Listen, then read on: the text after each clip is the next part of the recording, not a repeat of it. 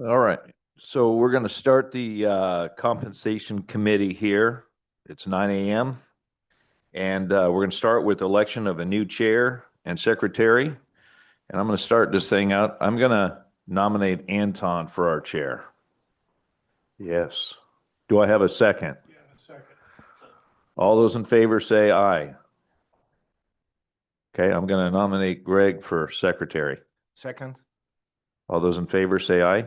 Aye. Aye. We got to hear you, Greg. Okay, you're on. Okay, good morning. Let's open the second point on the agenda. That's the consideration of approval of compensation committee minutes from April 30, 2025.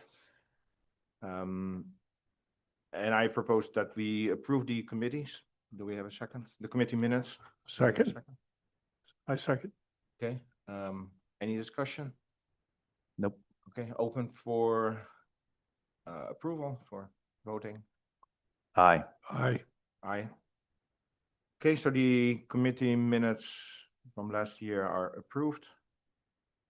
Moving on to number 3 on the agenda, the consideration of compensation rates for elected officials. Staff report. Okay, I'm looking at Ken. Yep. Can you explain what it is? Yeah, so for the staff report, as we do each year, I want to introduce Patricia Rojas. She is our Human Resources Director for the county. And so she does a comp analysis, reaches out to comparable counties that we've been using for many, many, many years. And so she's going to present this report. And if you have any questions, Patricia will be able to answer them, or I'm also here to assist. Thank you, Patricia. Okay.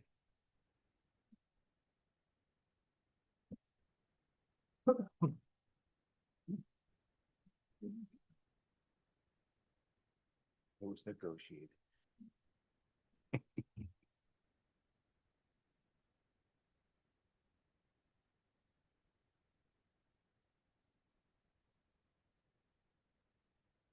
Okay, good morning. Thank you. So as Ken said, I'm the HR director for Yamhill County, and I do this every year for the elected officials. And I think I, in general, do them for the county for various number of purposes.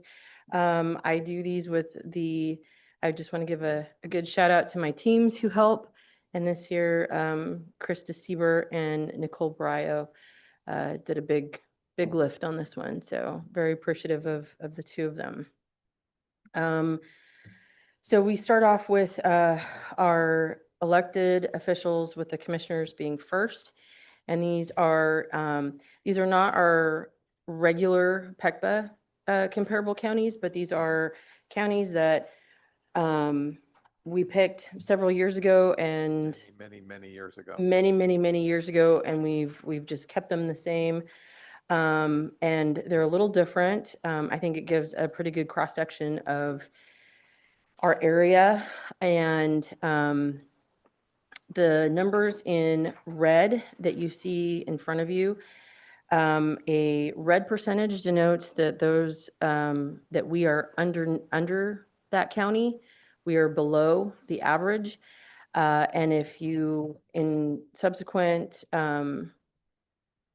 slides or pages, you'll see that we're green. And if it's green, it means we are over that county in compensation. So, and it is based on salary only at that point. The bottom half is information on those little extra benefits that we offer that sometimes have a big differentiation between different counties. One thing that I will note is that Yamhill County consistently is very competitive with our benefit packages, with our time off, with our PERS contributions. We pick up both the employer and the employee portions. And then also our benefits are quite generous. You'll notice that there's a couple of notes at the bottom. There's a couple counties that have gone to tiered options, meaning there's a different rate for employee only, employee plus spouse, employee plus family, or employee plus children. So that is definitely something to look at when you're looking at this table. And then also, there's certain counties that don't, that either, whether they're a home rule or general law. I know there was a question that came up last year.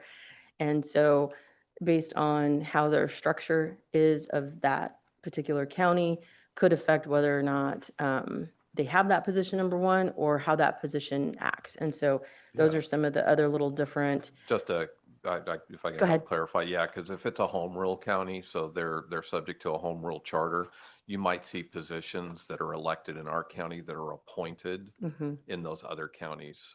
So they're employees, not elected officials. And so that's, you'll see that with some positions as you're going through here. But the distinction is because we're a general law county, our positions are elected.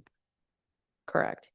And then the only other thing to kind of really point out that from just on the top one for the county budget, that Benton does have a biannual budget. So that is for 2 years, not 1 year.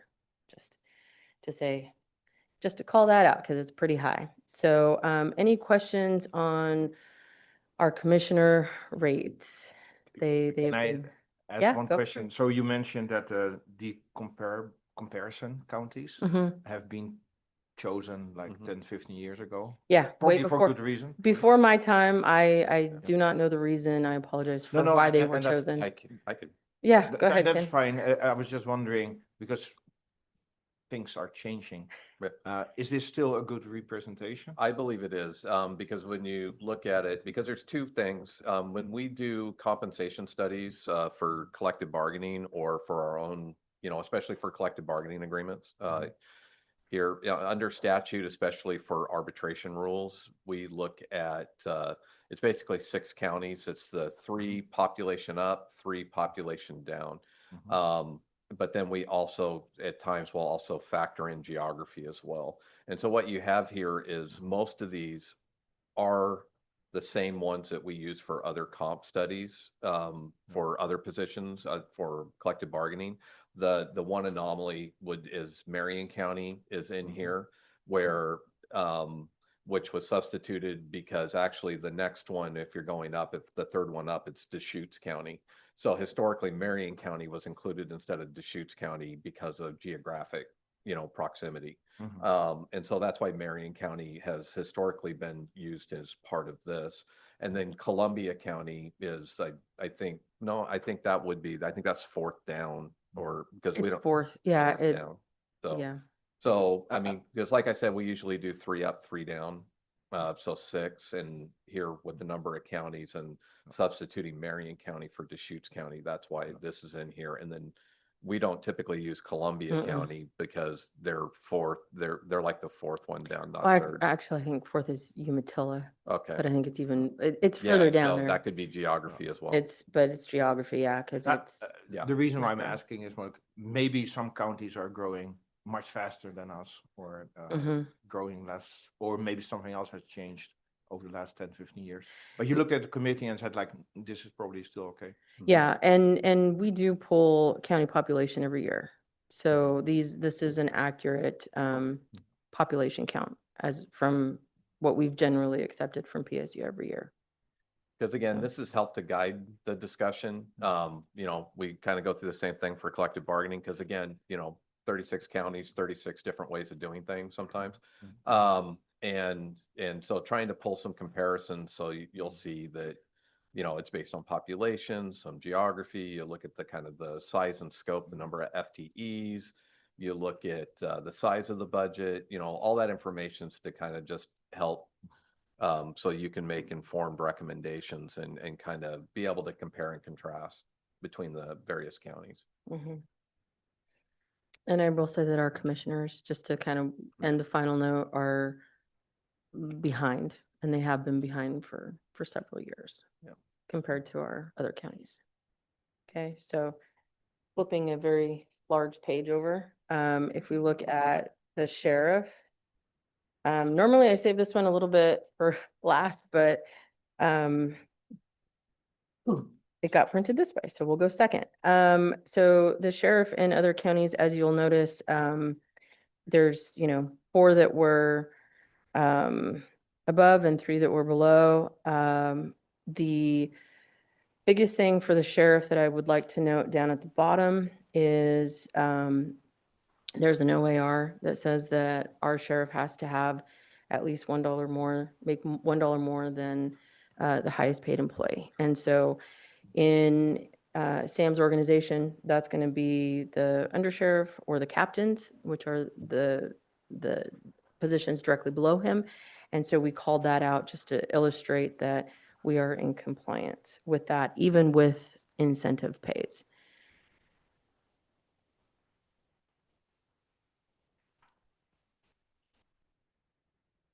Okay, any questions?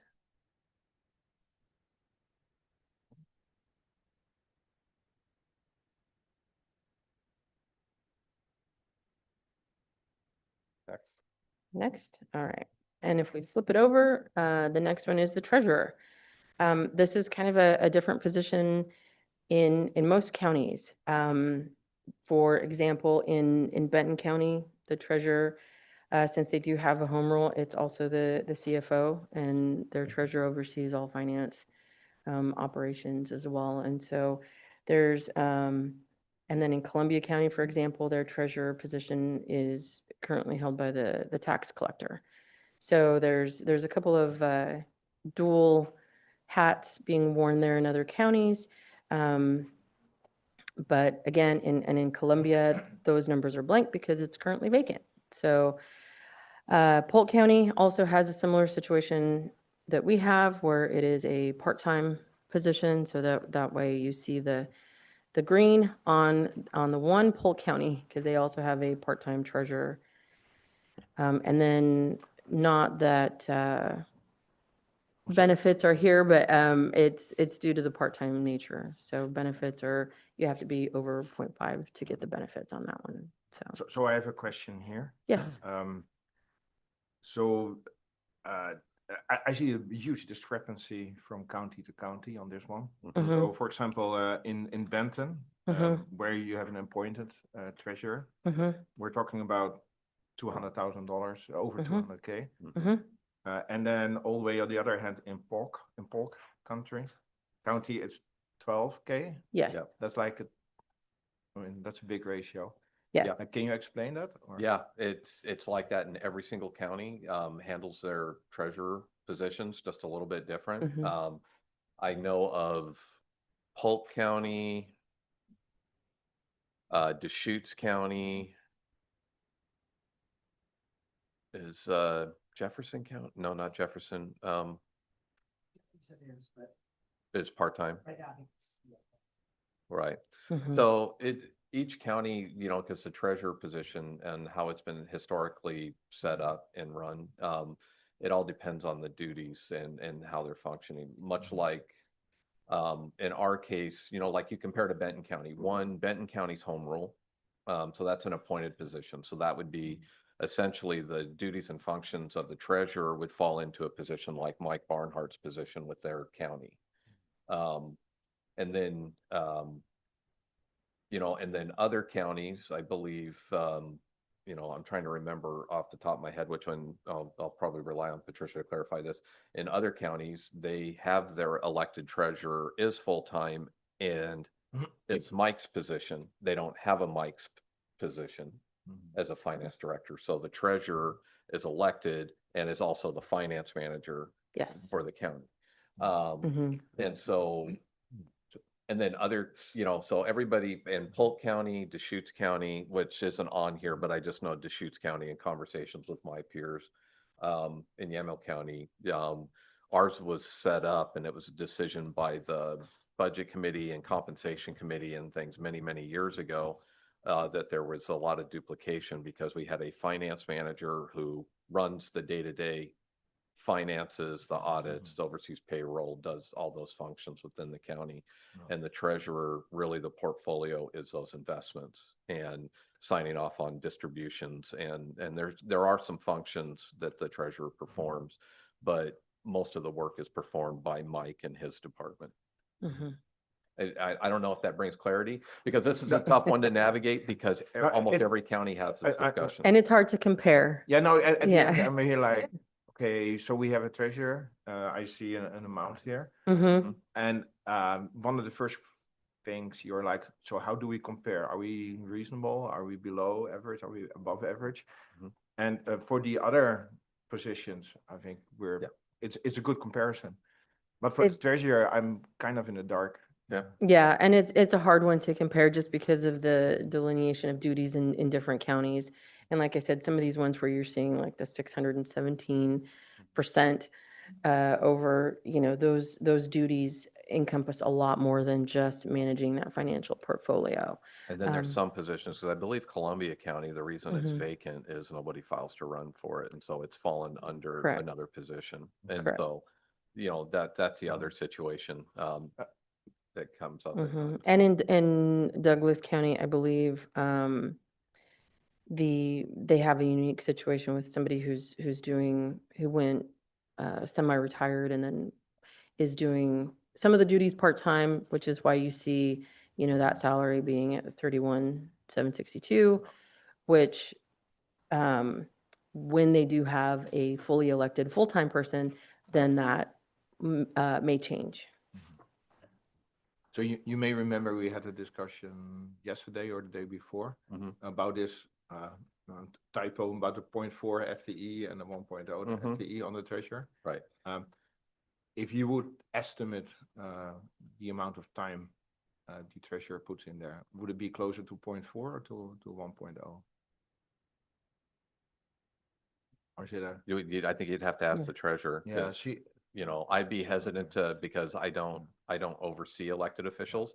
And because elected officials, the hard part is with FTEs is, even though it's represented as FTE, an elected official is not necessarily bound by FTE like an employee, where, Mhm.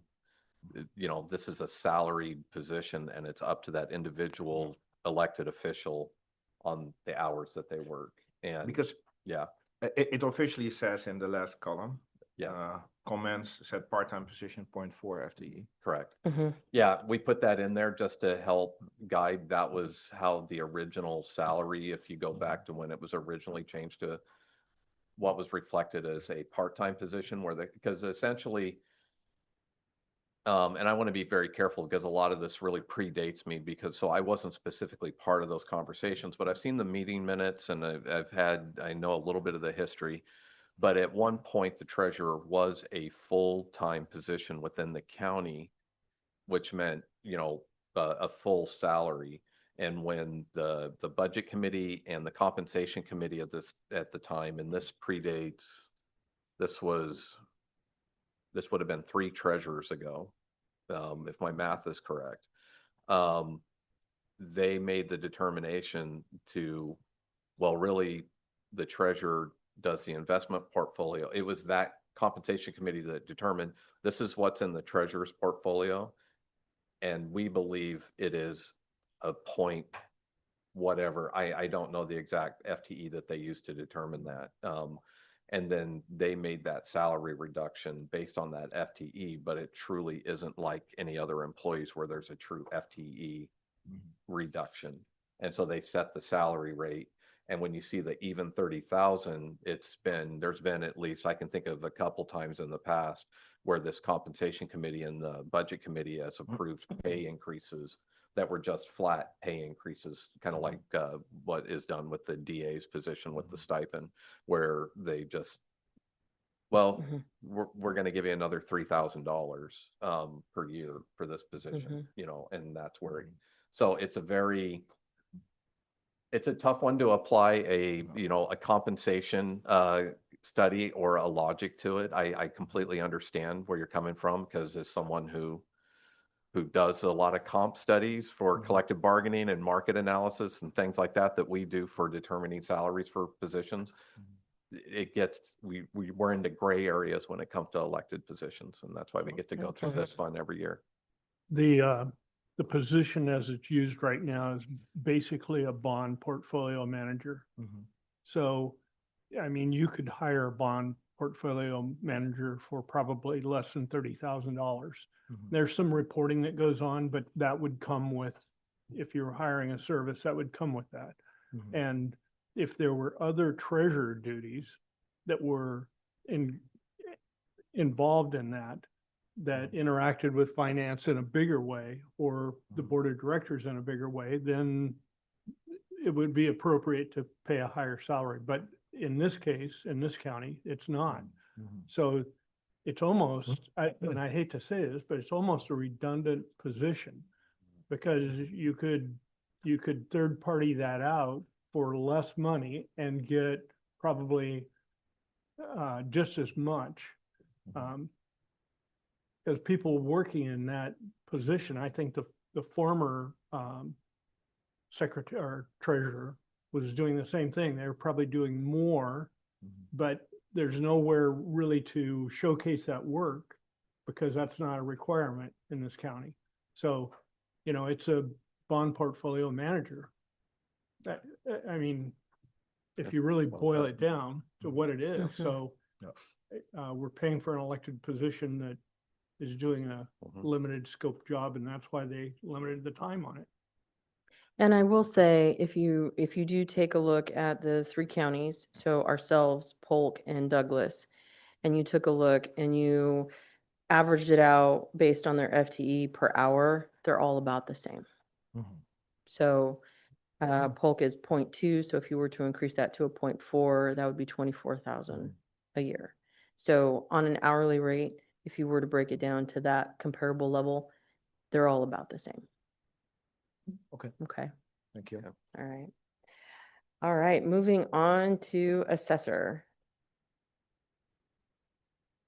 Again, I highlighted a column there near the bottom, right above the comments for tax collector duties. This is a little bit different within the assessor positions in our comparable counties. And again, nice even split. We're above 3 and we're below 4. So, and then the ones that we are below, most notable is going to be Marion and Benton. So Benton slightly larger budget, Marion much bigger county that we're looking at. So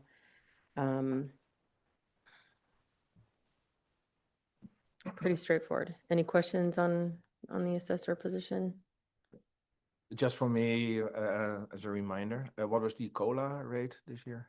So the COLA rate right here is underneath the change in salary. That would have been it goes from the 25 to 26. And so you'll see the percentage change from the prior years right underneath there. Well, that's not truly a It's not a, COLA. Is Correct. your question is Okay, the what- question is, what is the average salary increase from all the people that are working in our county? effective last July? last July. Because it varies from CBA to CBA. It does. Um, Average about 3. Teamsters, 2.5. I Mhm. want to say ASME was 3. 3.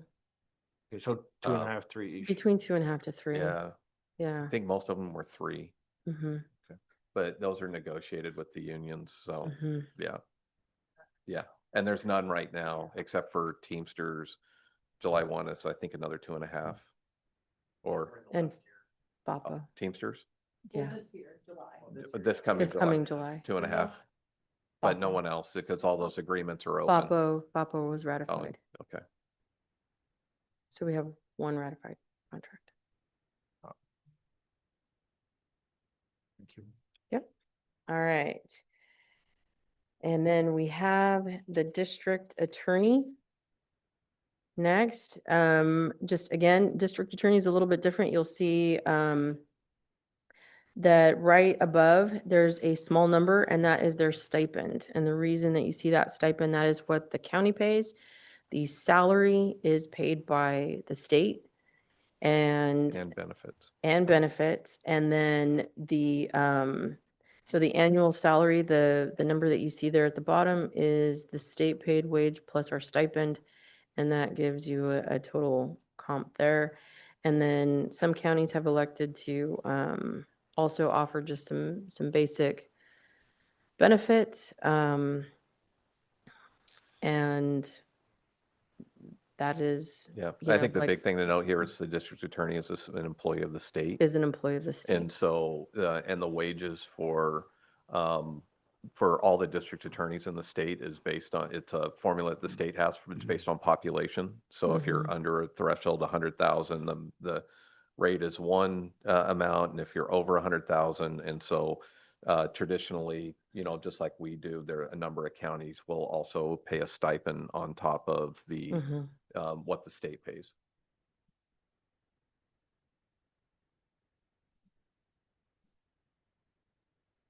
But for the most part, those counties are staying between the 2 and the 4% increase year over year. So, So sorry, one more question. Yeah. The 30,000 that we Mhm. paid last year, mhm. historically, how long has that been at that level or? I Um, see the 2.13% increase, but that was mainly the. What was the the last state one? paid. That actually I don't have, and I do apologize. I will have that for next year. I We've don't been at that rate for a couple of years, I several believe. years. I I- think Yeah. On the previous slides, you're like, the last time we increased it was 2017. or For the 2020. treasurer. Yeah. No, I believe the district attorney's position, it's been 2 to 3 years where it's been at this rate. If I recall correctly. Yeah, I don't remember the exact date, but I know that's when Brad was still in office, the Mhm. last time it was updated. Yeah. I do not believe it has been updated since Ms. Lynch has taken over. Any other questions? All right, moving on to our final elected official. Last but not least, our clerk. Our clerk is in charge of our election duties, and recording duties, which is a pretty big job for our county. And as you can see, she is we are below in every county except for Benton. And Benton, they currently have a vacant position, which is why it looks a little funny. But even if they were to be hired and they did get a clerks, we would be under as well. So Well, you Mhm. just, yeah, because it's probably. it's vacant. That's why you see the different. Probably could have just plugged in the I salary know, for yeah. last year as that comparison, so. Do you guys think that in the future, we could have another column here that actually has the ask, what the ask is? Yeah. I mean, does that ask come at this moment or? Usually what we do, because this is, we could, but not every time, you know, because honestly, there's really no requirement for the elected official to make an ask. Okay, It's also, the elected officials are, you know, we try to encourage to bring their asks, you know, if we get them ahead of time, sometimes we'll have them Yeah. ahead of time but a lot of times we don't, and we kind of encourage because to bring the ask here and to present to the compensation committee. And so that's the reason. And you know, so a lot of times, you know, because unfortunately this is the challenge. It's the compensation committee. You're working with the elected officials, staff. We're just trying to present data Mhm. to Yeah. help okay. guide your recommendations. I mean, we could add it, but whether or not we would, you know, actually have something to put down, you know, because again, it's kind of up to the individual elected officials. Yeah. Okay. And I will let you know, Mr. Fields, I start working on these in February. And sometimes it's, you know, down to chasing my counterparts down and asking questions and calling and seeing what we can get from budget documents. So these are not always easy to get. And it's a lot of information with a lot of different partners. And so I can certainly try and Yeah, have those that's okay. conversations, but Thank you. yeah, it is quite difficult to, you know, to get folks to ask and participate in these sometimes. Yeah. Because Thank you. sometimes we will have data that's actually included in the budget, Mhm. because you'll see the line, because they'll budget for what they're gonna be requested. I mean, sometimes we'll see that and we're able to kind of determine that, but it's just, it's hard. Mhm. So. Got it. Thank you. All right. Any other questions? Nope. Okay. All right. Thank you. Thanks, Patricia. Thank you, Patricia. Okay, so I think that closes the staff report. I'm looking at Ken for direction, but I guess we're going to public comment. So the public comment, and this is it's called public comment, but this is an opportunity for anybody from the public who wishes to give comment, but then also if this opens the floor for any of the elected officials to also come forward. I was going to ask you that, so that's also open for the Correct. commissioners and the elected officials. So this is your chance to ask for more money or less money.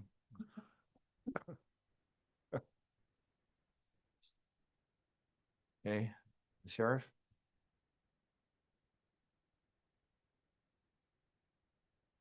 I'll start you off with an easy one. I don't have an ask. I just wanted to comment on the information that Patricia put together. As I'm sure all three of you remember, I did sit in front of you last year and asked for some separation between myself and the next individual under that OAR. You guys did provide that. That is still in place. I certainly would love to be in a situation where, you know, he had a lot of seniority and tenure and incentives. You know, my concern is for the rest of my staff and wanting to make sure that we're able to get through bargaining and go through the next fiscal year. So I just wanted to again acknowledge my appreciation for the decision that was made last year that gave me that little bit of separation between myself and the next individual in the organization. And I have no requests for this year. Thank you. Thank you, Sheriff. Anybody else? Kit? May I approach? Please do so. Good morning. This conversation is just going to sound like it did last year and the year before that. I do not require a raise. I love every day being commissioner, and I'm here to serve the public, and that's what I ran to do. And so I don't require any more compensation. I think we already get very, very healthy salary on top of a very good benefits package, and I'm more than happy with my compensation. The other thing, if I would be so bold to maybe come up with an idea that all three commissioners every year don't come up here, that maybe we implement a policy where until our reserves are over 3 million, which I know over the last couple of years, we've been getting better and better at not hitting that $1 million threshold that makes Ken super nervous, but maybe we don't even are allowed to come up here and have this conversation until we get our own reserves over 3 million. So I don't know, just an idea. But thank you guys for what you do, and I look forward to next year. Thank you, Commissioner. Yes, please.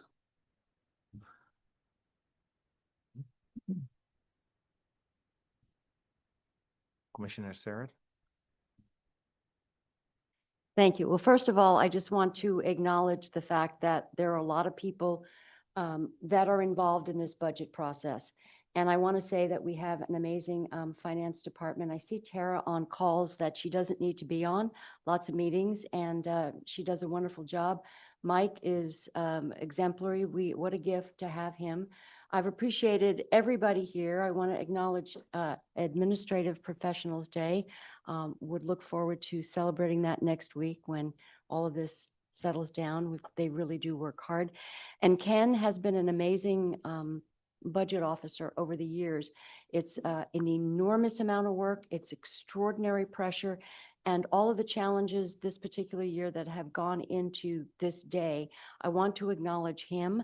I cannot imagine, I mean, we've had our differences, but I cannot imagine what kind of shape we'd be in if he wasn't doing what he's been doing. I also want to acknowledge the Budget Committee. You guys take time out of your day for 3 days in addition to the preparation. I really do appreciate that. I just want to say thank you. The other thing I want to acknowledge is that we as commissioners, when we take this position, we know what it pays. We know what it pays, and many of us, I want to point out, Chair Johnston, have actually lost money because of their businesses have had to take a back seat to this. I want to call out Commissioner Johnston because I don't think there's a dollar amount that we could afford him. He probably works conservatively 80 hours a week would not be an exaggeration. He uses his own resources. He has supported our nonprofits for years in this community out of pocket and doesn't say a word about it. He works all day, every day, probably 7 days a week. So we do have commissioners that probably should get a raise, but as you can see, he didn't ask for one. We've had commissioners who basically barely show up. And to me, that's basically an egregious assault on the taxpayer. When I look at folks, when they sit down to write their property tax checks every year, I think about a couple in Amity or a couple in Willamina or Newburgh that are writing out a property tax check they can barely afford to pay for someone who's not working, not showing up, and not getting giving the taxpayers their money's worth. So I have worked over the last 12 years with both kinds of commissioners. I have never seen a commissioner like Chair Johnston. So I have to say that because this is my last opportunity. It'll be my last budget committee, but I want to say thank you. And I do want to call out Commissioner Johnston has been someone I have been so enormously impressed by. I don't want a raise. I never took a raise. And thank you for what you do. Amen. Thank you.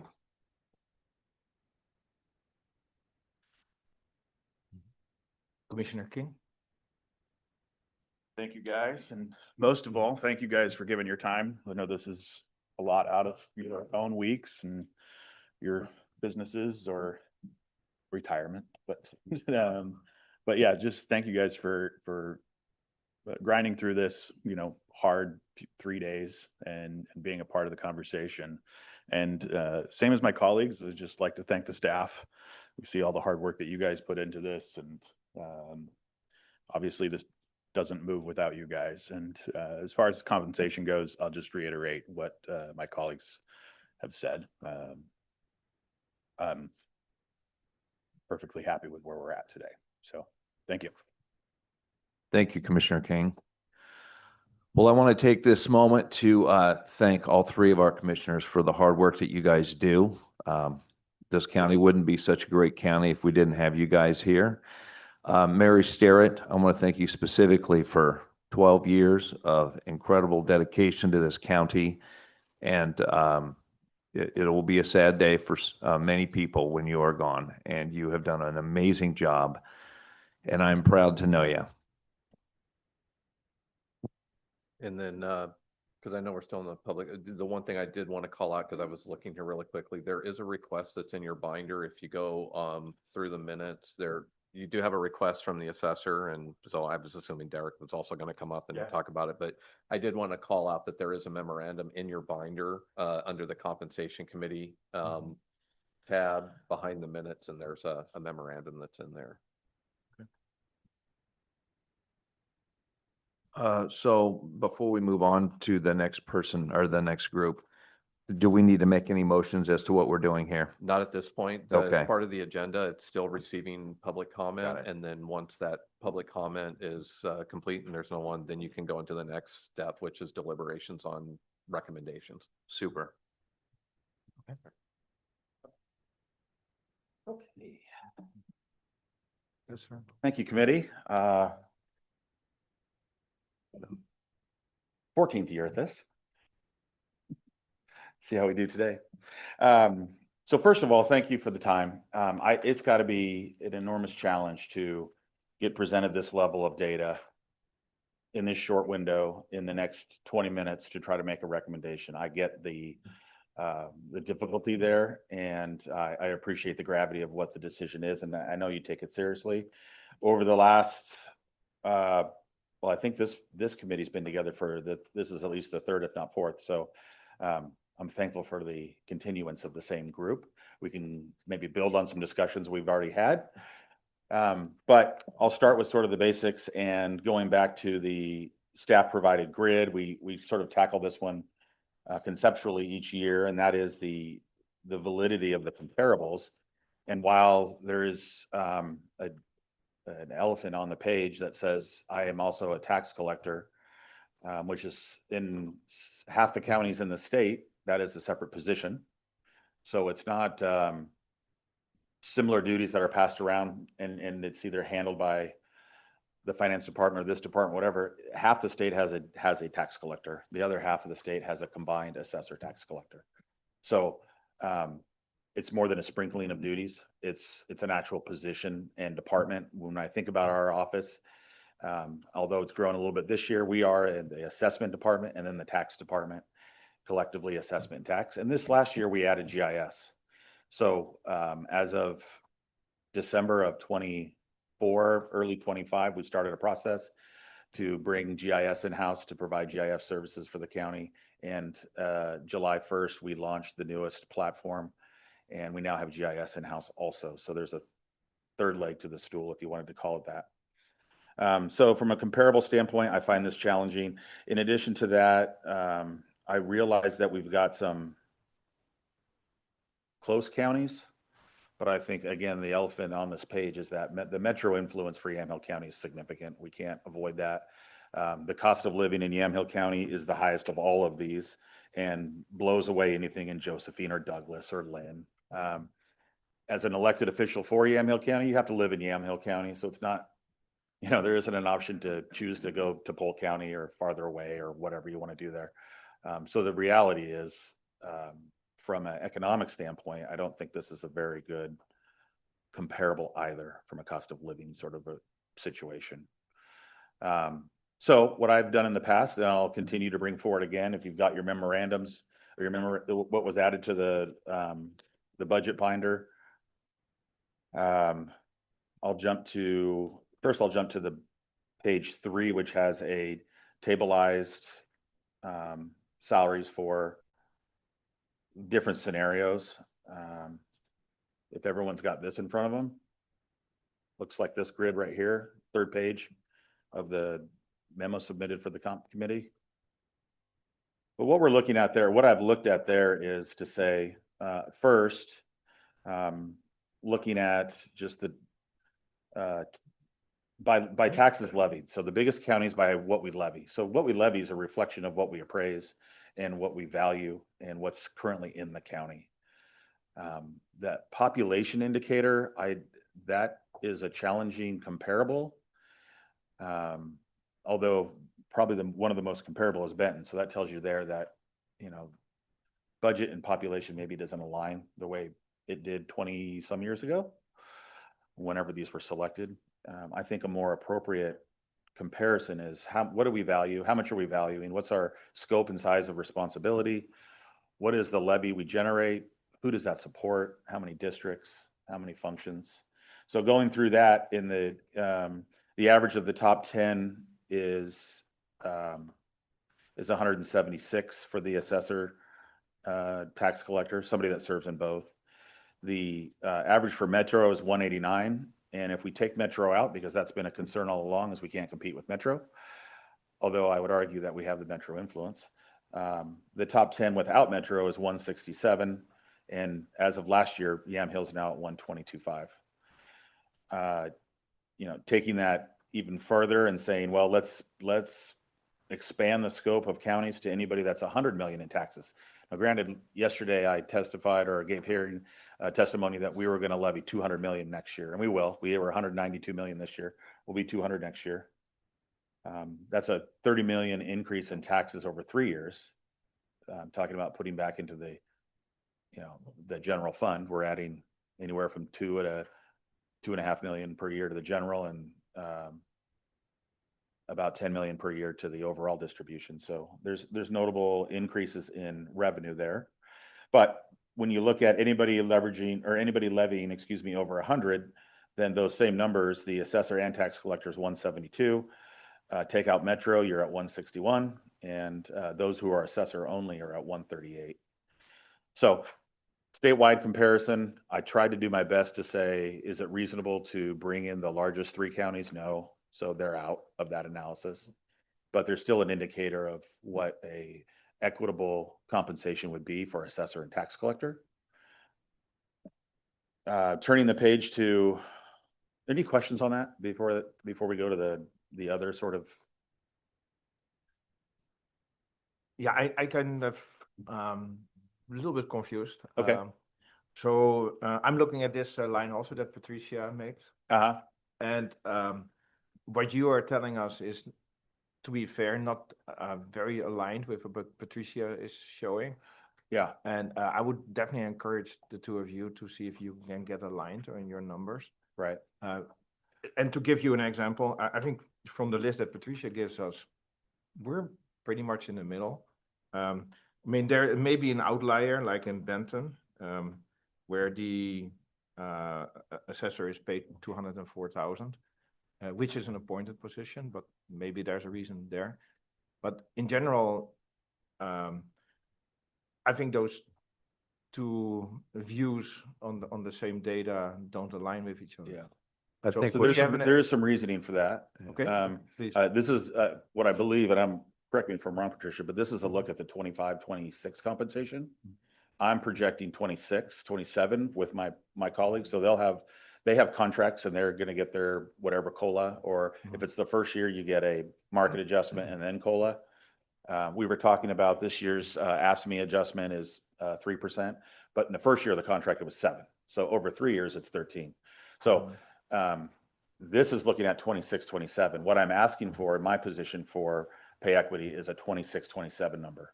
So this is about a year behind. And then I would also add that longevity is identified in a column down here, whereas if they're receiving a longevity component, I've added it to their salary in what I've reported because I've talked to them directly.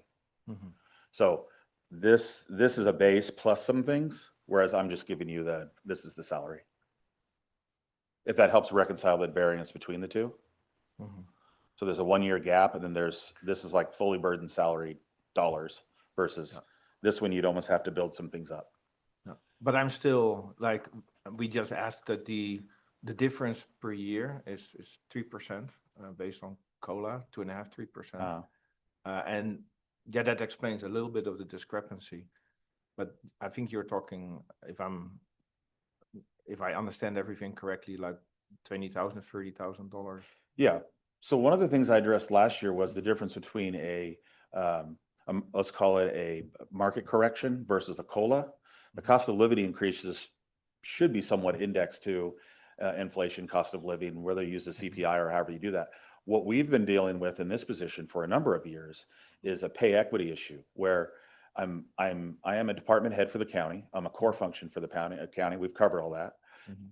We're adding duties. We've stabilized our costs for employees. We're not adding dollars there, but the pay for the function is not equitable to either statewide, county, assessor, tax collector. Nobody else is really assessor, tax collector in GIS except for Metro. Or when I look internally at other department heads. So if we recognize this as a core function, this is vehemently different than a commissioner position that oversees policy and is in it as a public servant. I administer a program. I oversee this tax collection appraisal program. I'm not making policy decisions, and I'm not in that space. So this is a career. This is, and for me, I'm hoping to be my final step. So it's sort of a different thing. But at the end of the day, I'm not looking for a COLA that aligns with what contracts have been negotiated. They're afforded the vehicle through unions and negotiations and contracts to keep up with market. That's what that whole economic package around negotiations is. We have the opportunity to come to the budget or the compensation committee through the budget process to give a 10-minute presentation in hopes that you'll see the worth and that there is a pay equity issue. So I'm not suggesting that a 22 or whatever it is that I put in the budget, which is balanced and in the budget, I'm not asking. I'm not suggesting that's a cost of living increase. That is a pay equity market fix. And then going forward, when we're on par with where we should be, then it's about, what is the cost of living adjustment as we would for other department heads or for, other employees. And I don't know of a time when department heads who are associated with a union contract didn't get the same economics that the union contract provided those represented employees. So there's a connection there, this sort of Me Too clause.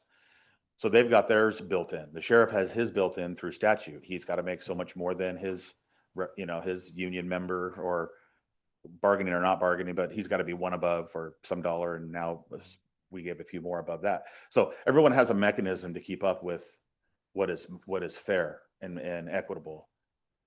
Myself, and I'll speak, I don't believe the clerk is afforded those same opportunities either. I think we have to come here and make a case, and I'm happy to do that. What I ask is that, we understand what the issue is, the data that I'm presenting, and provide any questions, because I want to give you all the tools you need to make that decision. But for me, over the last 5 years, at least, and definitely the last 3 with this particular committee, I think we're past the hurdles of the relevance of the position, the gravity, the scope, the size. We agree that, I believe we agree that it's a department head position. It's acted as such in the last 12 years I've been here. Hiring, firing, HR, BOC updates, BOC liaisons, it's a department. So if we're past all that, then it really comes down to what's the reasoning behind myself as a department head, and I'll pick on planning because they're across the hall from me in our beautiful new building. What's the separation there? And what's the reasoning for the separation? And Derek, your position as the assessor is not equivalent to all of these other counties. Is that correct? Your roles and responsibilities are different. Is that correct? There are some on the grid that I provided that are similar. Mhm. There is nothing on this grid that is similar. Okay, well, that's Lynn That's a big County point. is not similar. Not so much in that they rely on their treasurer to do a lot of the financial work that we do. We do distribution and turnovers to the 53 districts, and then provide finance with send these checks, or however you guys GL the money or whatever. They have another step in there where they're not part of the distribution and the financial mechanism. But they are by title the tax biller. They levy tax. And the other thing about Lynn County is the gentleman who just got I think he's interim. We had a retirement there from a 40-year assessor. He came on board and is sort of at the beginning of his career. So they're working that out with him. The last assessor was getting Andy was getting a 17% longevity. They brought in the new guy. They've changed that longevity schedule. He was sort of grandfathered in. So that one doesn't really. And then throw in our newest department of GIS on top of that. There's still some problems with apples to apples in that space. And then I go back to the metro influence and cost of living in Yamhill versus Lynn County. I mean, those aren't comparable really either. Do we have anything that shows those numbers? I had that in a list. I want to say we were in the top 5. And I didn't have it in my folder, but I could, unfortunately here we are, we've got to make these decisions, but I can tell you it's up there. At least it has been historically when I was doing my analysis building up over the last 3. Can I still, because I'm relatively new to the committee, Sure. if I look at the numbers, it looks like last year, your compensation was increased by 6.5%. Correct. The year before that, it is not here, but based on quick math, that was another 6-7%. So I think it's also clear to say that's higher than the average that we do. So are you asking this year again for a 6-7% increase? Yeah, what I'm asking for is a market adjustment of, I think it's 22,000 to the base. I think it's important to talk less about percentages, because percentages are referencing like a group of employees. They're going to get a 3% raise, and that's different for each person. So while 6% is 6%, because the numbers say that, that 6% would be different for everybody if you applied it to everybody in the union or something like that. It is not lost on me that this committee has been very generous in starting to scale this up over time. And that's that's a prudent approach. My hope is that we, in a year where we can, in a year where the the revenue we've added back to the system is significant enough to warrant the $22,000 adjustment, that we finish that effort, and then we go forward with smaller COLA adjustments that are in alignment with other departments. And we've closed that pay equity gap. Working for the state, or if you worked for another government agency with the pay equity regulation, and maybe we even are responsible. I'm not technically an employee, so that concept maybe isn't one-to-one, but they would be addressing these issues statutorily or through regulation or through some other governance. This is our vehicle for these technical administrative elected positions. So I'm sorry for Yeah. interrupting. No. So how long have you been in this position now? I've been with the county since 2012. 2012. But yeah, I was 2014 elected as assessor. And before that, I was acting in that space in the appraisal department. Thank you. 14 years. So what I've provided in the memo, again, looking at the page 2 now, those are the department heads that are, and I've excluded some of the high-end ones and ones that are not, for whatever reason, just trying to mitigate some of the outliers, I guess I'll call it that. The roles and responsibility of my job versus the sheriff, I don't see that as lining up. I think I took out Ken's position as county administrator, legal counsel, the sheriff, deputy administrator, taking some of those out. I'm looking at planning, public works, core functions of government, core functions of Yamhill County, and I'm in there, and we're doing that. So you can look at that table quickly and see that it's 145 all day. It's really down to, in my opinion, it's down to when or how do we address it, if we address it. I don't. Can think- I'm sorry, I'm not sure if I need a motion for that, but I really appreciate if you and Patrice can get together for next year and see if you can align your two views on what's happening. I'm not sure, do I need a motion for that, or is that just a request? Then I'm not sure how much enforcement I should give on You that can one. request, but I would just, I think the biggest thing that I would highlight is just recognizing and the processes and the awkwardness that this is for everyone involved, including because, the HR director is a paid staff position, and who reports to me, the county administrator. I have no authority over the elected officials, so there's a little bit of and we always have HR do this analysis. And basically, the data that's presented to you is the HR director reaching out to her counterparts in the other counties, because there is data that's shared, because we want the data to be accurate, because every county that's on here that has an elected position are doing the same process that we do. It's a statutory requirement that every county has a compensation committee to do this kind of review, to review the elected officials. And so I will say, because I've also been in Patricia's shoes years ago when I was the HR director and doing this. And, what I try to do is, because she's doing this in addition to, everything else, and this is a real challenge. And so sometimes the data doesn't come in until very late. And so I just want to be very sensitive to not necessarily having a dispute between the HR director and an elected official over the data that's being presented. We can, if there's a dispute with the data that's being presented, I'd like to have that discussion here and not necessarily have bad feelings or slow the process because there's a disagreement behind closed doors, and just kind of recognizing that there is a difference in how staff interact with elected officials. Okay, fair. I don't know if I said that very well, but it's. I agree with you, Ken. I think the bigger issue is the comparables themselves. I think when you're saying we're kind of in the middle of this and this, you're in the middle of a batch of oranges and I'm making apples. Like I don't even see where we fit in there. And that's not just my position. You mentioned that about the treasurer, and we mentioned that about commissioners who are doing a fraction of an FTE allocation for their it's tough. And I don't know if that translates the best way. Maybe this is an archaic model that needs to be looked at completely as, you know, maybe we need different comparables for elected officials than we do for the general, you know, whatever else we're comparing to these 6 counties for, or however they move in and out. I don't know. I'm also speaking for myself. I'm doing this once a year. Yeah. I get data and I have to make a sound decision based on the data that I'm getting. Right. And I'm getting now data that don't align with each other. So that makes our position difficult too. Yeah.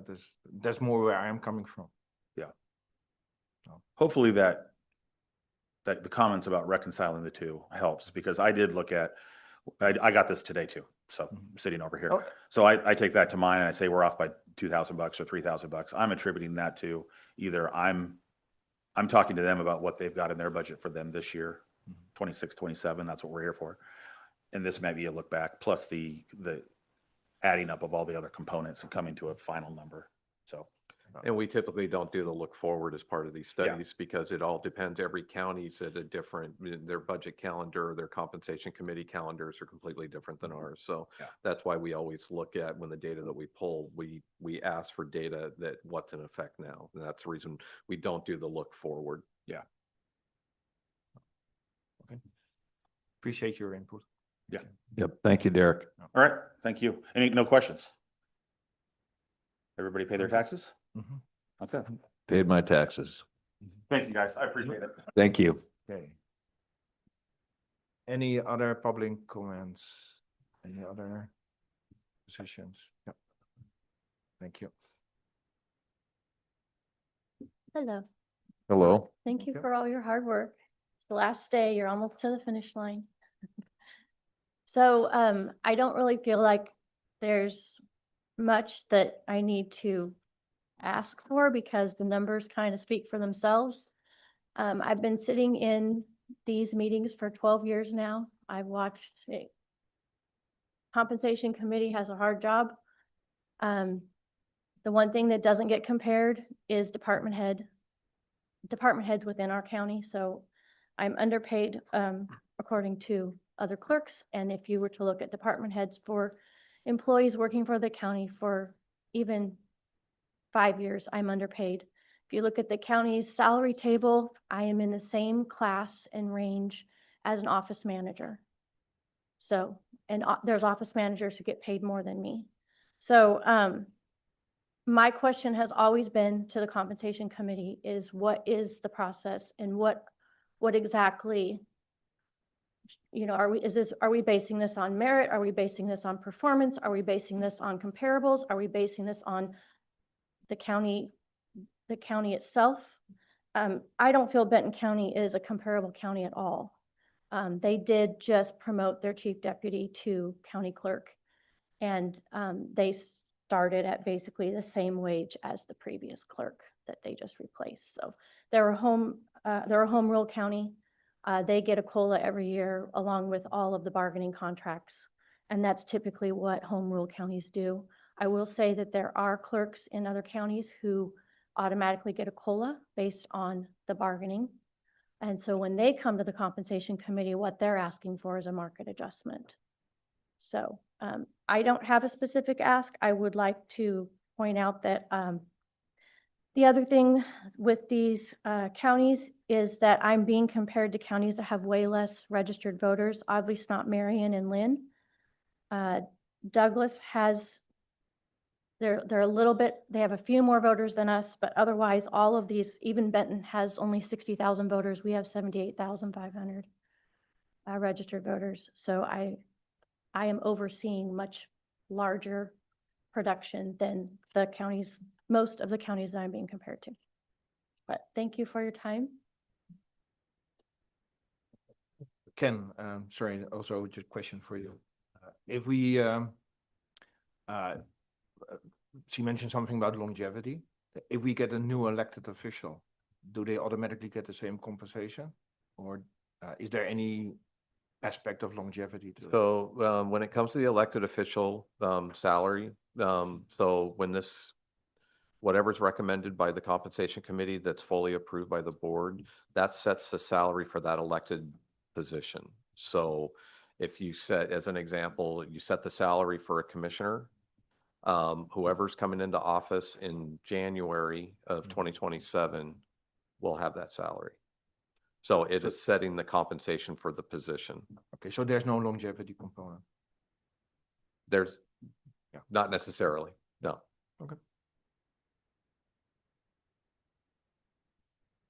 There's nothing to say that you can't recommend something like that. I mean, I just, that's where, because again, I think the tricky part that comes in is if you look at the statutory language, it says, you know, there shall be a compensation committee that does an annual review of elected official salaries.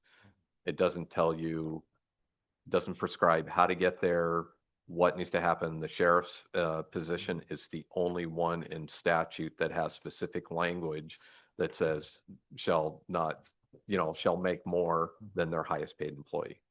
Other than that, you know, and that's some of the challenges and why it's not a perfect, and why I can't give you kind of an exact process on how to derive your recommendation. We try to pull as much data to hopefully help you make an informed recommendation, but it's not a defined process. Now, in a normal or in a paid position, you can do a performance review. Yep. You can do longevity. Mary mentioned something about the performance of the commissioners. But for many positions, we don't have that data. And then also when you get a next year and there's a new position, everything resets. We don't know anything about performance. So the whole point is, what you typically use for an employee, it's very difficult to apply to an elected position. Correct. Yep. Okay, any other public comments? Okay, then we'll go to the next. Oh, sorry, there. Thank you. Okay, thank you. Sorry.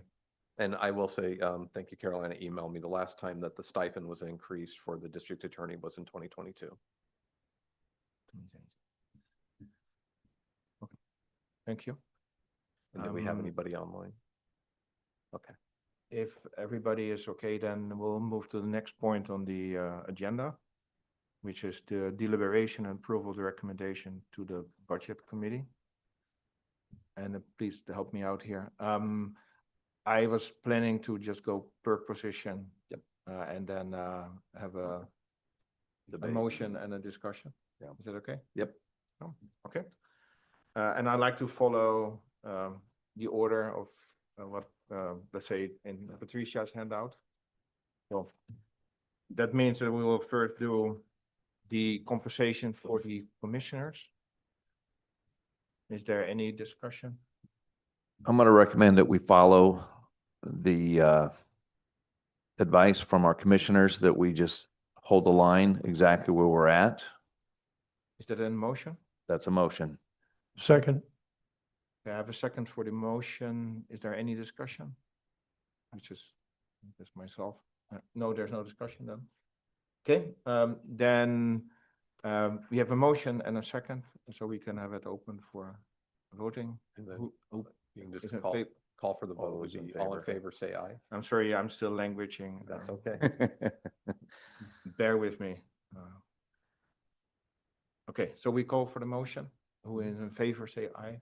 Aye. Aye. It looks like there's a unanimous decision to keep the commission for the commission, the compensation for the commissioners at the same level as last year. Okay.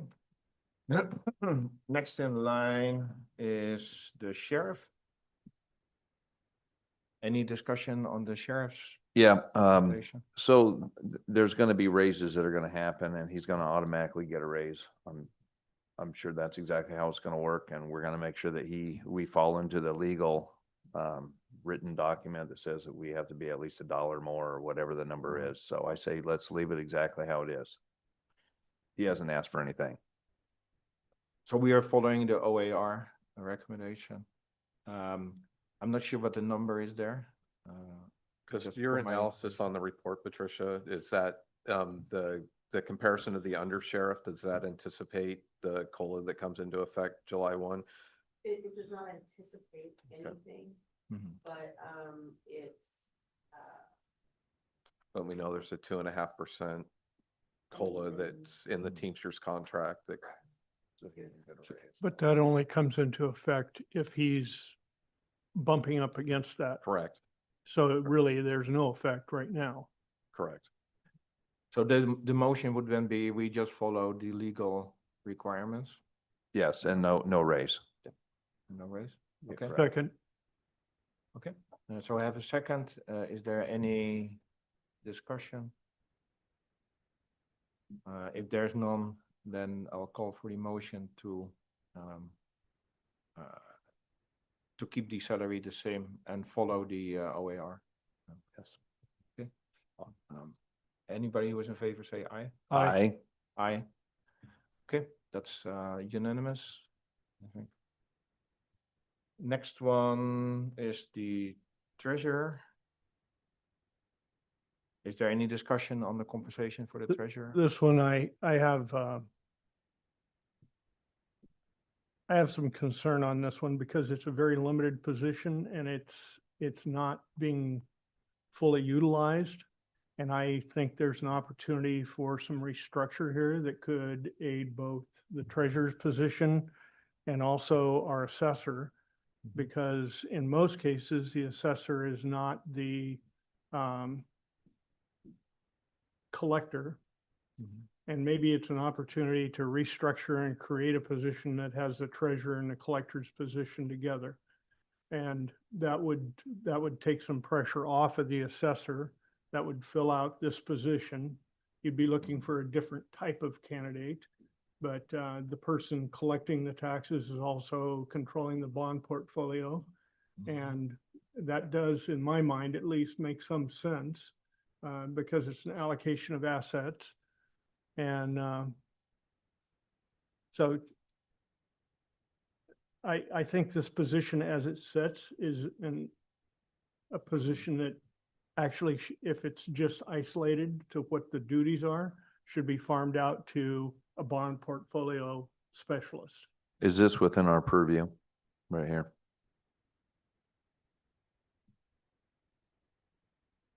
It's a great question.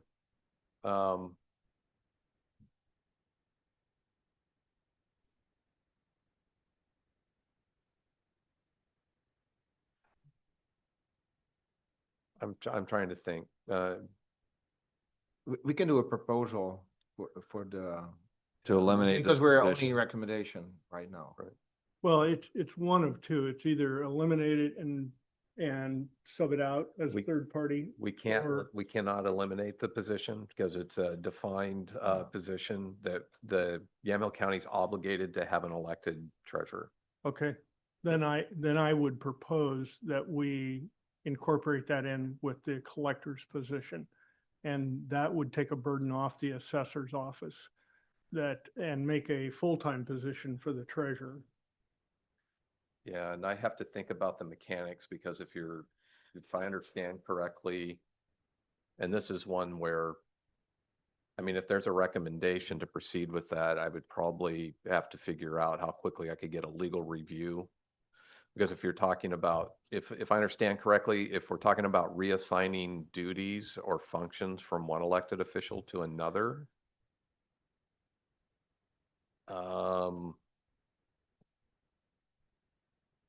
I think that's going to require some legal analysis on whether or not we can do that within, whether we have the statutory authority to do that or the policy.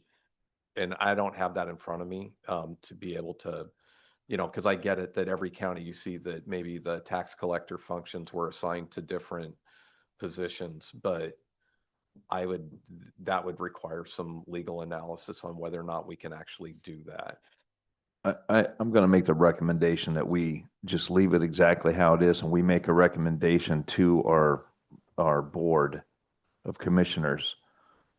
I think it's a great idea, but I don't think it can be handled in this meeting. Okay, So I hear two motions here. So Okay. you want to withdraw yours or you want to stand? There's no Fine. motion yet. Withdraw Oh. what? Oh, I thought you made a motion. I was- Sorry, there's no motion yet. So, Okay. Yeah, so what I'm hearing is two motions. One motion is to keep it as is for the compensation and the position. And another motion to recommend to the commissioners and the people involved to have a work session to figure out if this is legally possible. Is that correct? or- You Yeah. could do that possibly in a single motion. I think that's Mhm. where Jason was going. So if you were saying to leave it status quo, but have a discussion with the Board of Commissioners about the assignment of functions. Exactly right. I think you could do that in a single motion because again, I don't think that has to be two separate ones. But before any changes could be, that's further downstream, but I do think that's that could be a single motion if need be. So we need a second. So Jason, can you formulate one more time the motion? Well, I think that I think what we need to do is, we need to leave it as is, this position as is, and then we will, we'll make the motion to, or we'll discuss with our commissioners about, changing how this position is, help me out, Greg. restructured. Restructured, there we go. Do I have a second for that motion? Second, Okay, there's a second. Is there more discussion? Then I will call for the motion. Who in favor say aye? I, Aye. Okay, motion is accepted. Next one is the assessor. So this is something we've been talking with our assessor now for me, this is our 5th year. And every single year we talk about what a great job this guy does. And every year he comes to us with comparables and real reasons as to why he should make what he makes. And every year I tell him it's not going to happen. But this year, I think I want to try to maybe propose something because I think that we have discussed in prior years, every single year, well, at least for the last 2 years that I know of, we've discussed about how we could get there. And what I'd like to see is I'd like to see our assessor get to where he wants to be. But I don't want to do it all in 1 year. And so what I'd like to do, I'd like to see us, he wants to go, he was looking to go from 122 to, I think I saw, what's that number, Derek? 146. 146. So I think what I'd like to do, the motion that I would like to make is I'd like to see it be a 3-year deal. That way you don't have to come every single year asking to get more. In 3 years, you're going to be there. I don't think we can do that. We can't do that? Because if you look at it, we're obligated, you're committing future commission boards to Mhm. something that they Yeah. may not. yeah. Okay. That's exactly, you hit the nail on the head. So I think as far as the functions go and what we've established, we typically it's for the next year because it's, yeah. Okay, well then I'm gonna see what you guys have up your sleeve. Well, I think the proposal about the treasurer's position being combined with the collector's position needs to be worked through before we make a decision on moving up. I personally, I could see a 2.5%, which is definitive today, and then we go through how that's structured, whether the collector's position is taken off of his plate to free up some time and effort and meld it into the treasurer's position. And then that's going to require more funding. So that's where that differential would go is, it's probably at least another $40,000 Because you're not gonna get somebody for less than 70, 80,000 to do that. Combined functions. Do I hear a motion there or? So my motion would be 2.5% for this year, and then the board discusses what the restructuring would look like going forward. Okay, so the motion is 2.5% increase, plus in discussion for next year. Is there a second?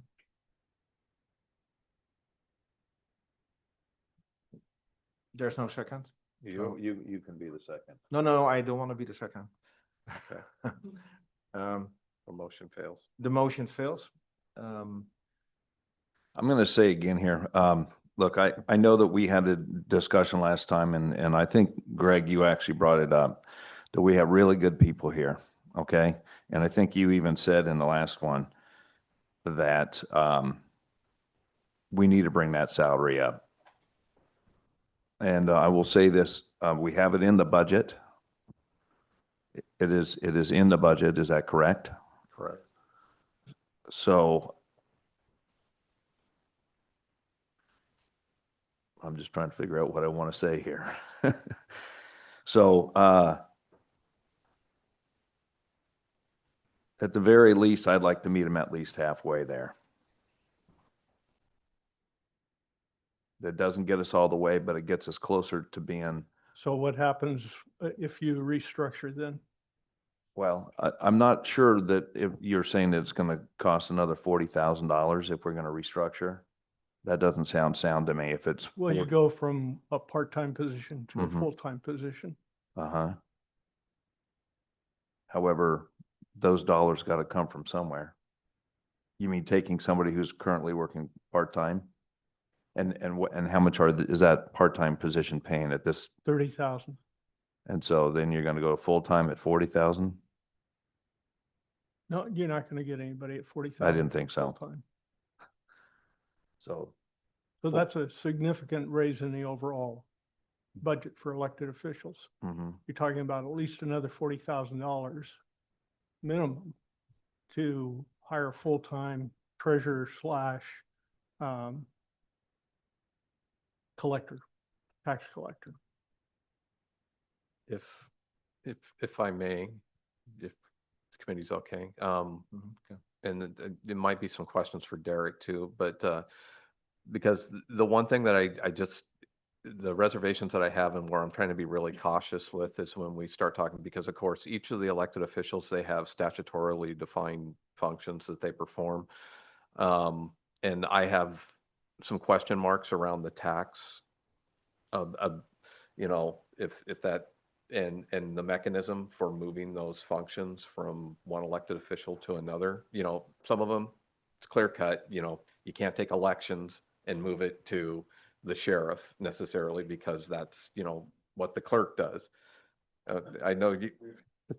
But Ken, we talked but- about this earlier Right. about treasurer's department Right. being included into finance. But what I was kind of also going to add to that is the other question is because I would also look at how the assessor's office is also currently organized. And this is where I was going to call on Derek to maybe shed a little bit of light because the tax collection function, the tax side of the house isn't just solely the assessor performing those functions. So I don't believe it's one that it's an apples to apples where you transfer it to one to another because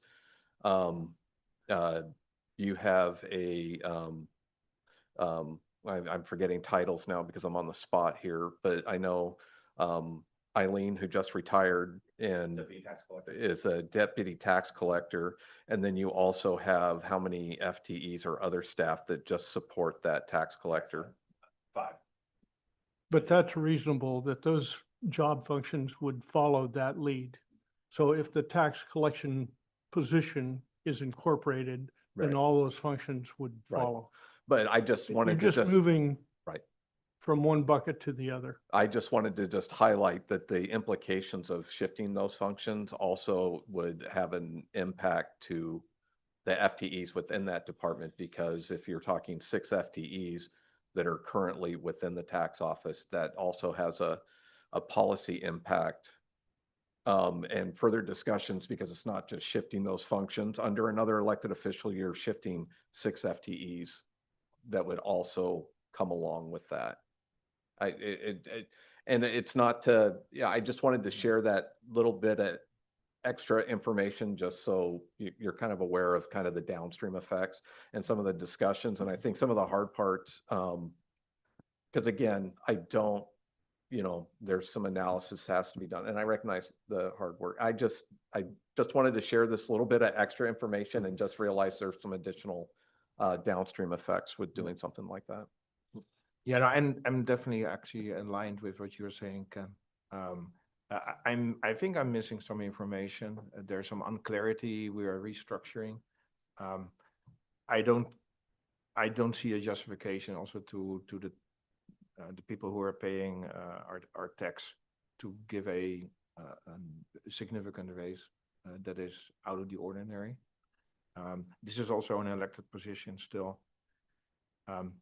So my motion would be to, of course, give a raise, but keep it relatively limited until we get more information. And my motion would be to increase it by 4%. So do I have a second for that?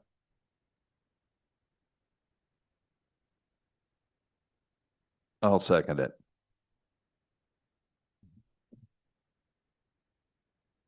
Okay, so a motion is rejected. No, I second it. Oh, sorry. I misunderstood. I thought you said I didn't want to say anything. Okay, so I have a second, sorry. I have a second for that motion. Then the motion can be called. Who is in favor for increasing the assessor's compensation by 4%?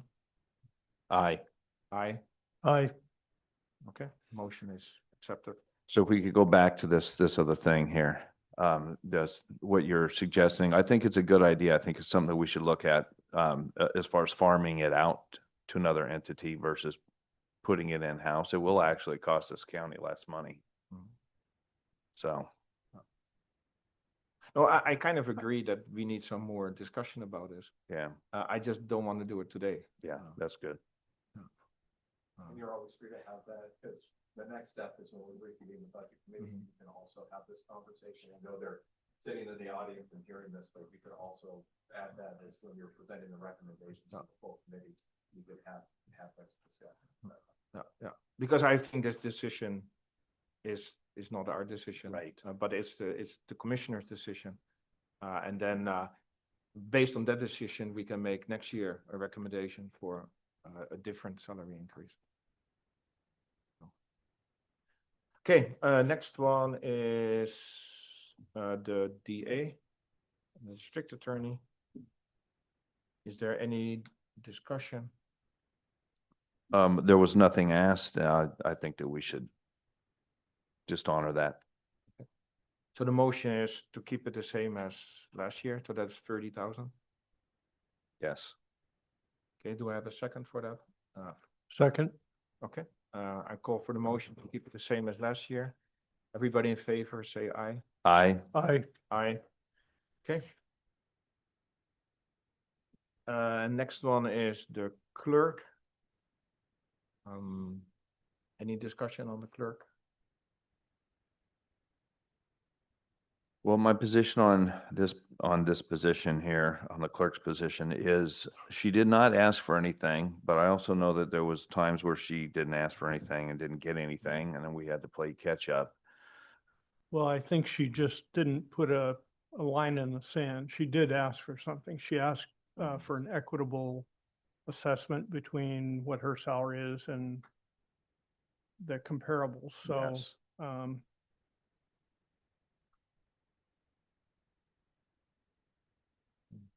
Do you have a recommendation? I would do the same as we just did for the auditor. I'd put 4% in, and so that's my recommendation. I'm going to second that. Okay, so there's a motion to increase the compensation for the clerk by 4%. Everybody in favor, say aye. Aye. Aye. Aye. Okay, so that's unanimous. Good, I think that is, I'm looking at Ken again for guidance. I think that was it for us. So then we move on to number 4 on the agenda, which is other business as necessary. Anybody has anything for that? If I don't hear anything, then I would say that's it. I'll use my hammer that I don't have. Oh, here. Okay, that ends the session. I suggest we do a break for 5 minutes. And then we resume the compensation committee. Yep. I've never been a chair.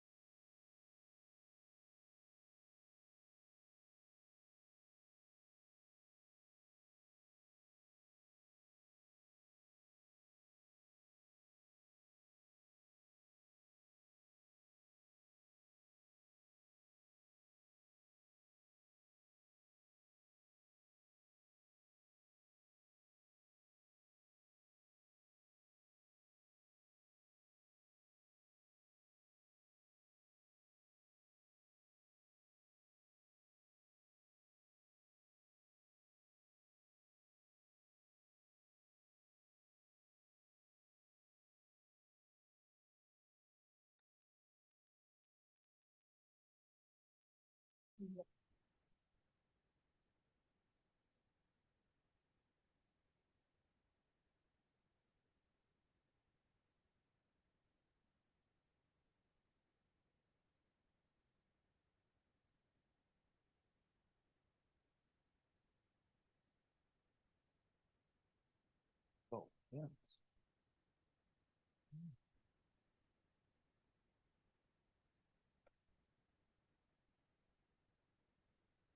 Ken Grimlin came in last night.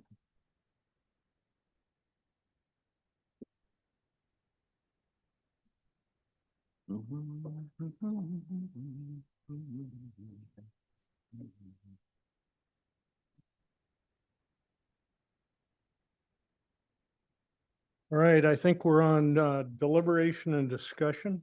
Am I correct, Ken? Correct. Yeah, welcome to day 3.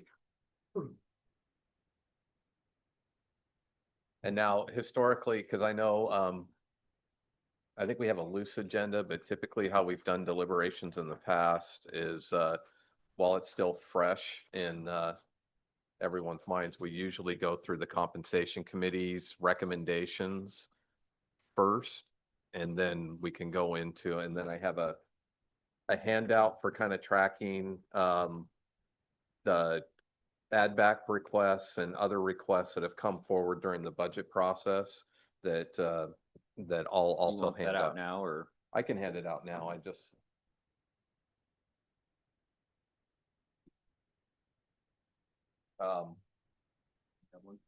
I'm good. I have an electronic one. So what's being handed out, and I have a spreadsheet to where I'll be tracking these discussions and making entries on any approvals or if it's denied or any notes or any action taken. And I guess once we're ready to go into that in more detail, I can share a little bit more about what you're looking at. But, you know, again, my recommendation would be is probably going through the compensation committee recommendations. Because that's going to require formal action from the budget committee to act on those recommendations.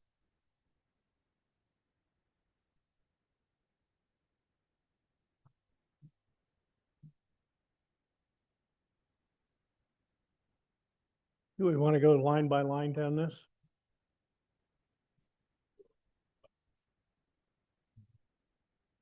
Oh, compensation. If you committee. like, I Okay. could help because I have it noted in order on each one. And if you'd like, I could help.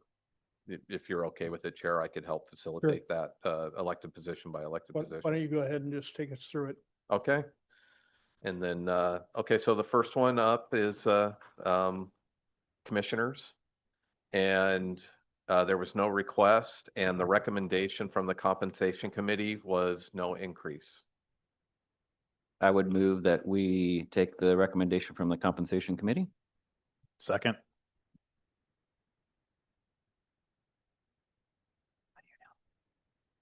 Pass? Or, You're the chair. is there discussion? I want to discuss what Kit had to say. Is that something that we could consider? Oh, I think that's probably a policy decision that. the That's a board- policy yeah. decision. I think that's a policy decision. All right. About the 3 million reserves and having the conversation. I was more being, I think it's something that we should look at, but it's definitely gonna be a policy decision that we need to look at. It just, to me, in my eyes, it would make this board, no matter who's here, more responsible as we grow and strive to grow that reserve. And then we can start having those conversations about what commissioners can be compensated, because then it'll show that the board is being responsible. But until then, Yeah. Because I think an idea like that, and if that's an idea to consider, and I'm just kind of going to punt to next year, would be that we could put that in the packet as a consideration for next year's compensation committee. They could consider it, and then if they recommend approving that, then it would come back to the committee, much in the same way as making a request for a pay increase. If there was a request, I'm trying to figure out how you navigate that and the compensation committee and comply with the statute. right, because Right. then you don't want this board to make future decisions for a board that could change also. So it's Right, and Definitely, at the yeah. same time, I'd have to look at the mechanics, because let's just say if the board, adopted a policy that said that commissioners are eligible for a 3% increase each year, how does that then go to the compensation committee? Or, I picked a lame example, but, in that case, I do think there, possibly next year, that could be something that if you put into the packet before the compensation committee for next year, and they make a recommendation, and that could be incorporated. So, Looks like we just need a motion. I mean, Motion and second's been made. yeah. We're on discussion. yeah, I'm sorry, I didn't follow. we're on discussion. We're just, So I think this question is. I I just want to say, I agree with Ken. I appreciate the thoughts behind this. I don't want to formalize it. So, because I want to keep it open for future budget committees. But I do 100% agree with it. I would just say, we'll discuss it next year.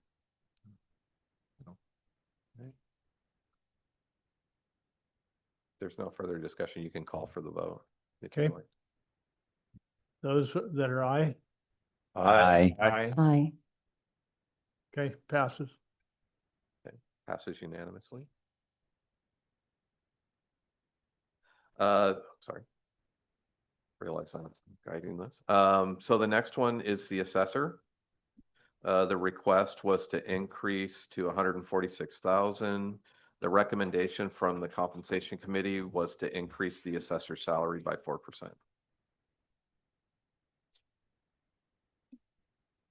I want to make a comment if I can at this point. The assessor has brought up over the years a really good point, and I want to apply this to all our, like the clerk and all our electeds in those types of capacities. He's not wrong in saying that they function as an office manager and a department head. So they're dealing with all of the issues related to running an office, in addition to, like, for instance, assessor, tax collector, all of the above. He also has to deal with being a department head. Our clerk, who the hours that woman works is untenable. I don't know how she does it, but she's not just running elections, not just doing records, she's running the office. So if you look at, for instance, what the office managers make, an office manager, just a general office manager in the county, makes $3,000 more than our clerk, who is also an office manager and a clerk and runs elections. So for instance, and our assessor makes 122,000 tax collector, but our planning director is at 141, IT director 132, financial manager $2,000 more than the assessor. I think that the point is well made that they have department head duties. They're being compensated for a job they ran for. It's as an elected official, but it's really, really far down from what I think they should be assessed. So I think we need to make them whole, but I don't think we can do it all at once because it's an enormous difference. So I would just like everybody to think about the fact that they're doing department head stuff and they're not getting to paid department head salaries. You could also say, hey, you ran for the job, you knew it paid, and deal with it, but it's a lot. So I don't know where we go with that, other than to say it's something that needs to be fixed over time, and maybe we do it incrementally. Is it 4%? I don't think that gets us there, but there's a big difference between the clerk making 95 and an office manager making 98. So I'll just leave that there.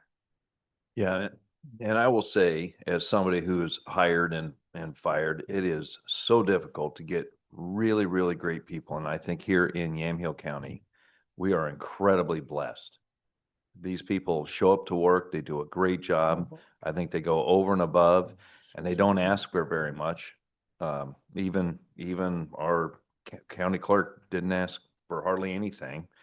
I agree. And I will tell you, our tax assessor, he does a great job. There's nobody that denies that, and I believe he is woefully underpaid. And somehow we got to make it, sometime we got to make this right. So. So the money is in, is there money? There is money, because I know Derek put it in his budget to get to where he wants to be. I'm not suggesting that, but if there's money in their budgets to bring us closer to department head pay, is there money in the clerk's budget to do something similar? And not do a huge jump all at once, and then future boards can consider, maybe you just leave it there. I don't know. I don't have the answer, but I do think they make a good point. They're getting paid less than regular department heads. But it is true that, especially from the assessor standpoint, we've been raising by 6 to Yeah. 7% for the last couple of years. You're right. Which that is higher than cost of living adjustment. Agreed. So we are getting there. Okay. I don't think I disagree with your assessment. It is just that I think the argument, like, you knew when you started what the position was as an elected official. I think that is a strong argument to just say, yeah, this is what you chose to do. Because in that perspective, I suggest that we increase kids' compensation to 100,000 a year. That doesn't cover. it. That's not That nearly doesn't enough. Cover it. No, but it's like there is sacrifices that you make in an elected position, and it's not it is a career. I get it, but it's also something you do as giving back to the community. I will say with a lot of these positions, other than commissioners, there's a lot of certifications and knowledge that needs to come with these positions to navigate them correctly for this county. I'm probably privy to a few extra things that Derek does that he doesn't have to as a position for assessor. He's been out there at every single meeting advocating for this county to get a bigger chunk of the tax assessment that is out there through Senate Bill or House Bill 11, I think 3358. I mean, he's head of those committees. He's driving that conversation. He is very, very knowledgeable about it. He's not going to give up on it. So just that time commitment that he does not have to do above and beyond the job that he's doing is phenomenal for this county. And I think it's going to pay off in spades in the years to come, especially as long session comes back around. I'm not going to touch on the clerk yet because we're not on that one. The other thing is he actively, for sure, confirmed last year was being recruited by neighboring counties. That is not, he does not use that as a negotiation tool. It's a informational tool for us, just so you know, this is what's happening. And I think between those two things, the 4% gets you there, and I think it gets you closer, but then you're falling behind because what's AFSCME's COLA is it 3%? It varies. I'm always Two careful and a with half. that because we're in active negotiation. Right. Okay. Well, to me, it's like 2 steps forward, 1 step back.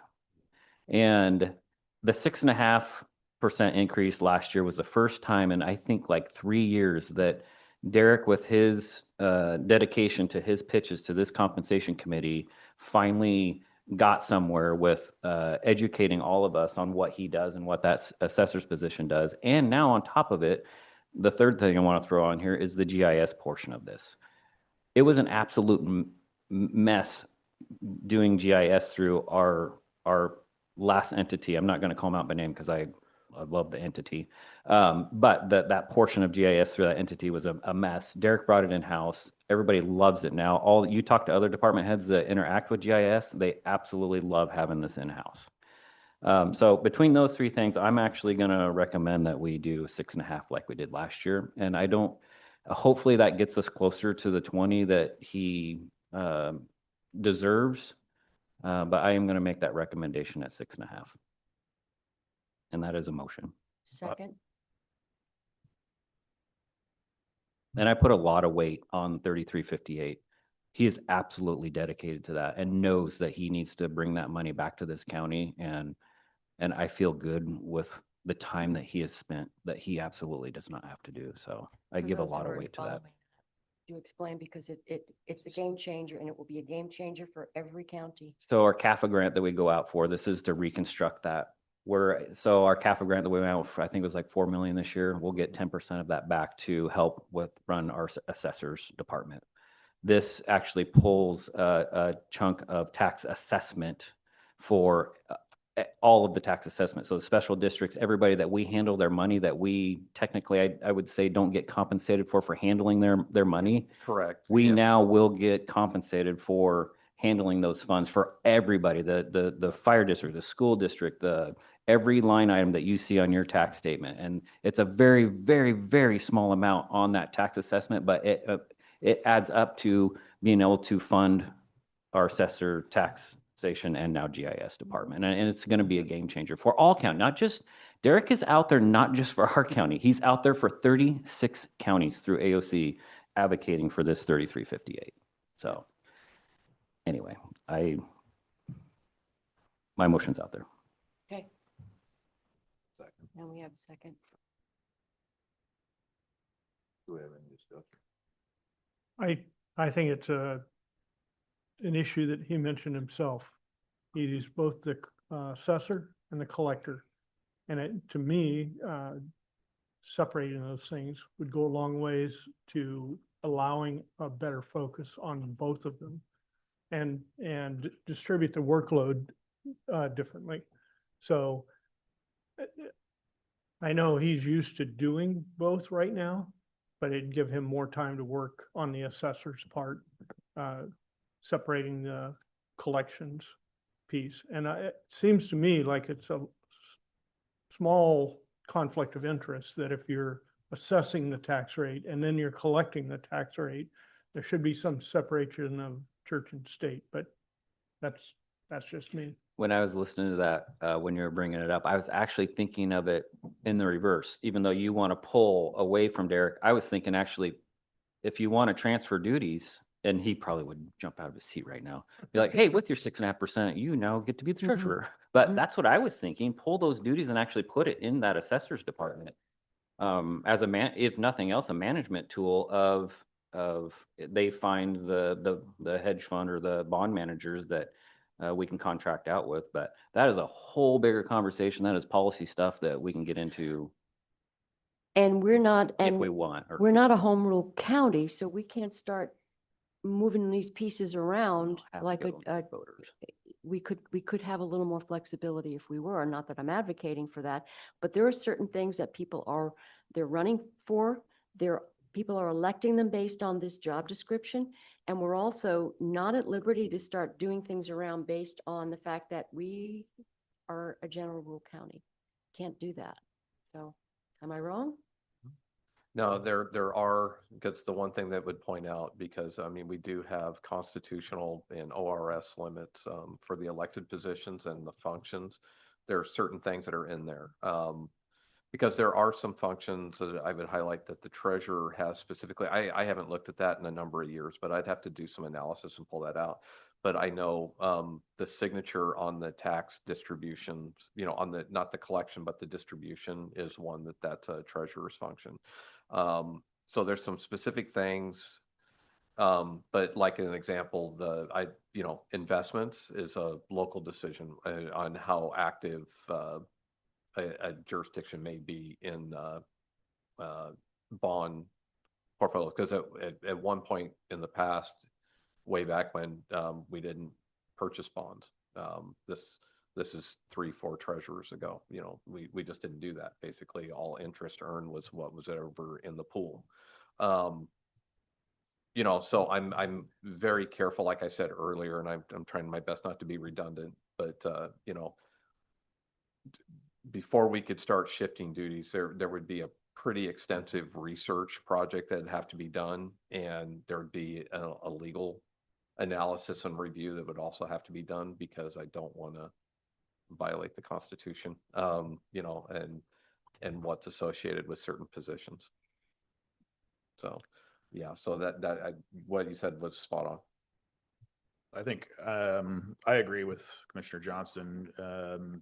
you know, we're lucky to have Derek, and if he were to go to a different county or, you know, a different, leave his elected position, we would have a hard time replacing him, and who knows what we would get.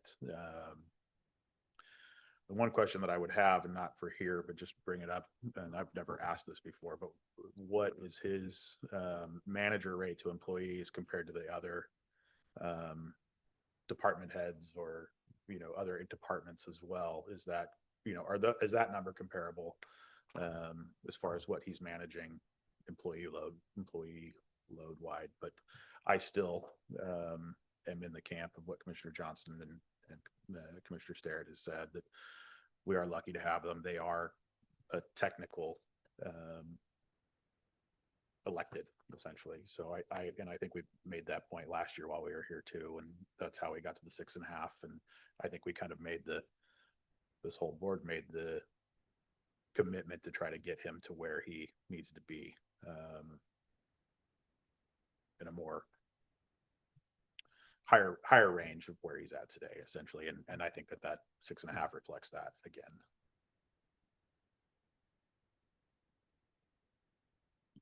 I got a question. Yeah. Okay, I think we have a motion. In a second. Okay, so call for a vote. Aye. Aye. Aye. Aye. I abstain. Interesting. And any opposed? Okay, the ayes carry it. Any opposed? I'm sorry. Opposed? Oh, opposed. So we can track for the record, so I understand. So Commissioner King, Commissioner Johnson, and Commissioner Starrett voted affirmative, and Jason voted yes. Anton abstained, and Same, you're abstaining? yes. Okay. Oh, no, you can go down. All right.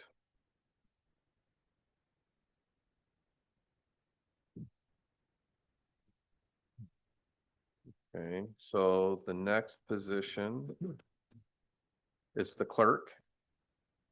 There was no specific request brought forward. The recommendation was a 4% increase from the compensation committee. Discussion? Well, I would just for argument's sake, if it does exist in the clerk's budget, I'd like there to be maybe some equity in terms of what the assessor asked for, and then add that to the clerk if there's enough in her budget to I'm flipping to that right now because, again, per the budget instructions, I always ask, you know, we always ask. But just, I can't direct elected officials. So, but we always ask in the budget instructions that if they're going to make a request, that they incorporate that into their budget. she has an add back. And she has, you know, that was the other part I was going to say is she did not budget for an increase. And she also has an add back request before the committee as well. So I think it's completely, you could approve it and then we would have to. Can we borrow from Peter to pay Paul from the other budget from the assessors? Because we're not giving him the full thing. Yeah.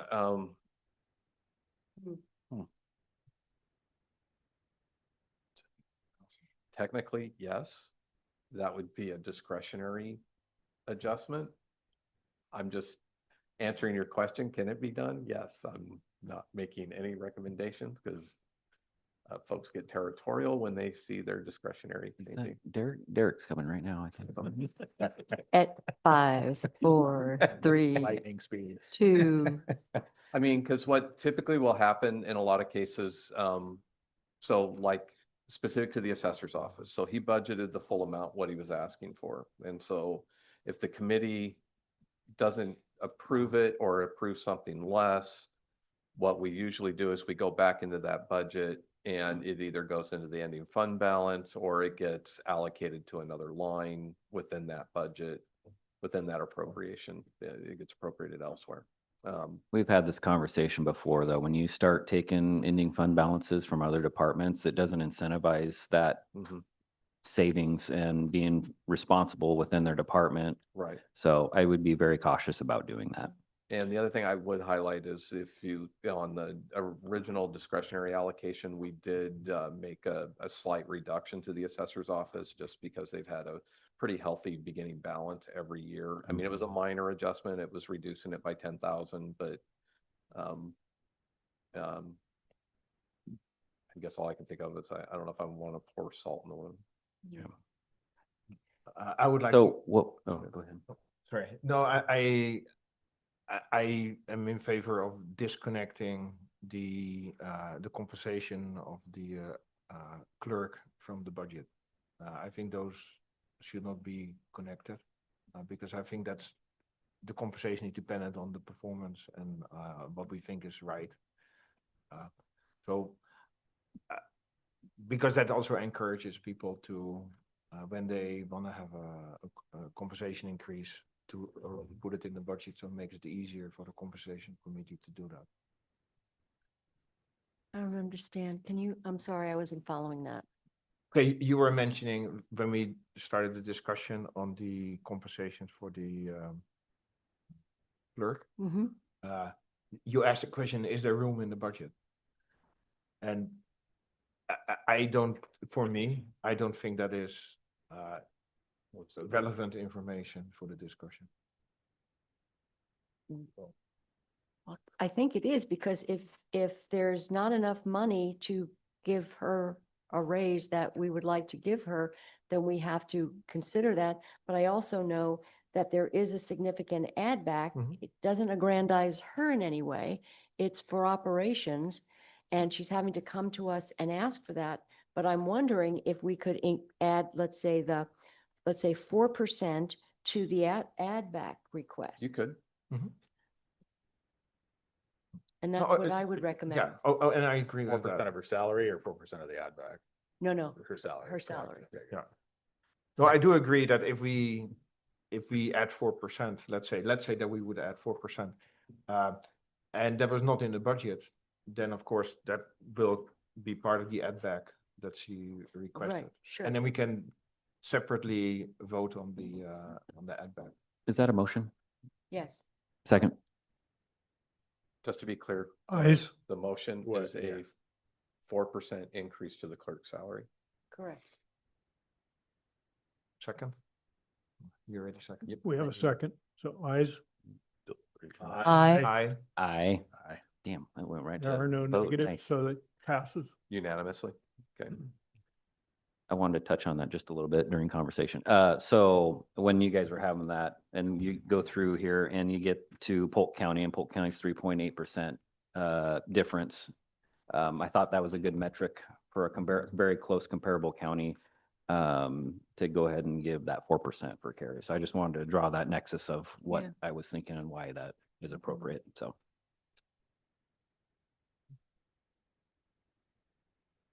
Okay, next is the sheriff's position. There was no request for an increase. The recommendation was no increase. And then like you've heard over and over, there is a statutory requirement that, so I don't remember the last time we had to do it, but if for some reason there was something that came into play, we would have to comply with the statute, make a modification to where at least it's $1 more. So, but at this point, we're not anticipating that, so. I move we follow the sheriff's recommendation. I second it. Ayes. Aye. Aye. Aye. Motion carries unanimously. Next is the DA position. There was no request submitted. The recommendation was no increase. And just a reminder, this is actually not on the salary, but the stipend that the district attorney receives. And remind me, did DA Lynch give a letter in the packet? Is that what, or did I miss something? Okay, all right, thank you. I will make a motion as stated. Second. What's the motion? Ayes. The motion was just leave it as is. Okay. Okay, You said as stated. I didn't hear anybody Oh, state anything. he did. You did. Oh, Our administrator did. Okay, got it. Ayes, I, Aye. Aye. Motion carries unanimously. okay, and then the last position is the treasurer's position. There was no requests submitted. The recommendation was no increase, but the compensation committee was recommending that there be a larger discussion about the duties within the treasurer's office. So moved. Second. Ayes. I, Aye. Carries unanimously. Okay. To another day. Okay. Let's see. Okay, so that takes care of the compensation committee recommendations. So now we're gonna jump over to the 11x17 spreadsheet that I handed out.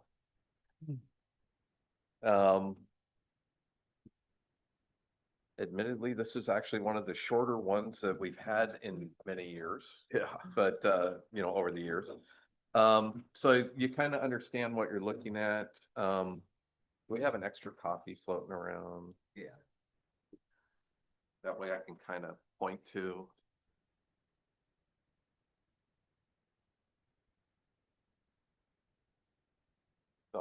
So I have this, and I'm going to be tracking the discussions just like I did for the compensation committee. I have a spreadsheet where I'm entering in the actions and the decisions that are being made and tracking. So if it makes sense, the first section you're going to see in the top part, under department, you're going to see that we have 1, 2, 3, 4, 5 requests that were submitted as part of the budget that was presented. And so there's memos in there. And then the next one is what the request is for. Then you get into the dollar amount is the request. If it's a general fund request, because you know, a lot of these, if they're requesting an increase to their discretionary allocation for ongoing operation costs, that's where it's listed as a general fund request. The one for the fairgrounds, you'll see that I put it under other, that 25,000, because that was for a request for their increase to their video lottery allocation. And so that kind of describes how it's set up. And then when you get down into the community requests that were brought forward on the hearing on Monday, and what it was supporting and the dollar amounts, and you're going to see, you know, that most of them will probably fall under that other category. The one has been an ongoing general fund allocation that CASA's received, so that's why that's the one off in that column. And so depending on, so I would recommend that you probably go through these one by one. And I'm going to be looking for two things. One is the request approved, modified, approved with modifications, or denied. We'll make those notes. And then the far right-hand side, you're going to see there's different columns to where I identify some of the various pools that we have available where the funds would come from. Of course, if it's a general fund request, that's pretty easy. It's going to land there. And if you look at the very bottom, you'll see totals. So like for the general fund, I have in reserve for the future $1,874,785 that is available. So if an add back request, as an example, let's say the parks request was approved, that 1.8 million would be reduced by the 148,000.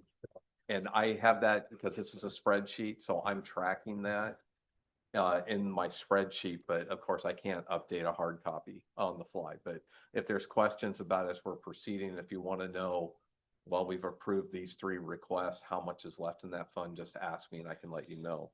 The other ones we have identified, I always include the retirement reserve, but you know, like I said, we rarely kind of utilize that one, but I'm just showing it.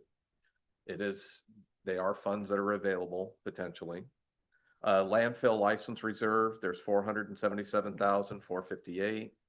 O&C reserve, there's 377,545. And then video lottery, also AKA Economic Development Funds, is just over 1.4 million. And then I also included new for this year is the opioid settlement funds of 2.8 million. And I included that one, but just keep in mind that there's a caveat that, you know, many of the requests on here may not be eligible for using opioid funds. It has to fall within that prevention and treatment requirement as, you know, but again, I put this on here in case there's discussions and you want to know what some of the buckets of funds So are. just for clarity, Ken, everything except opioid settlement is discretionary. Yes.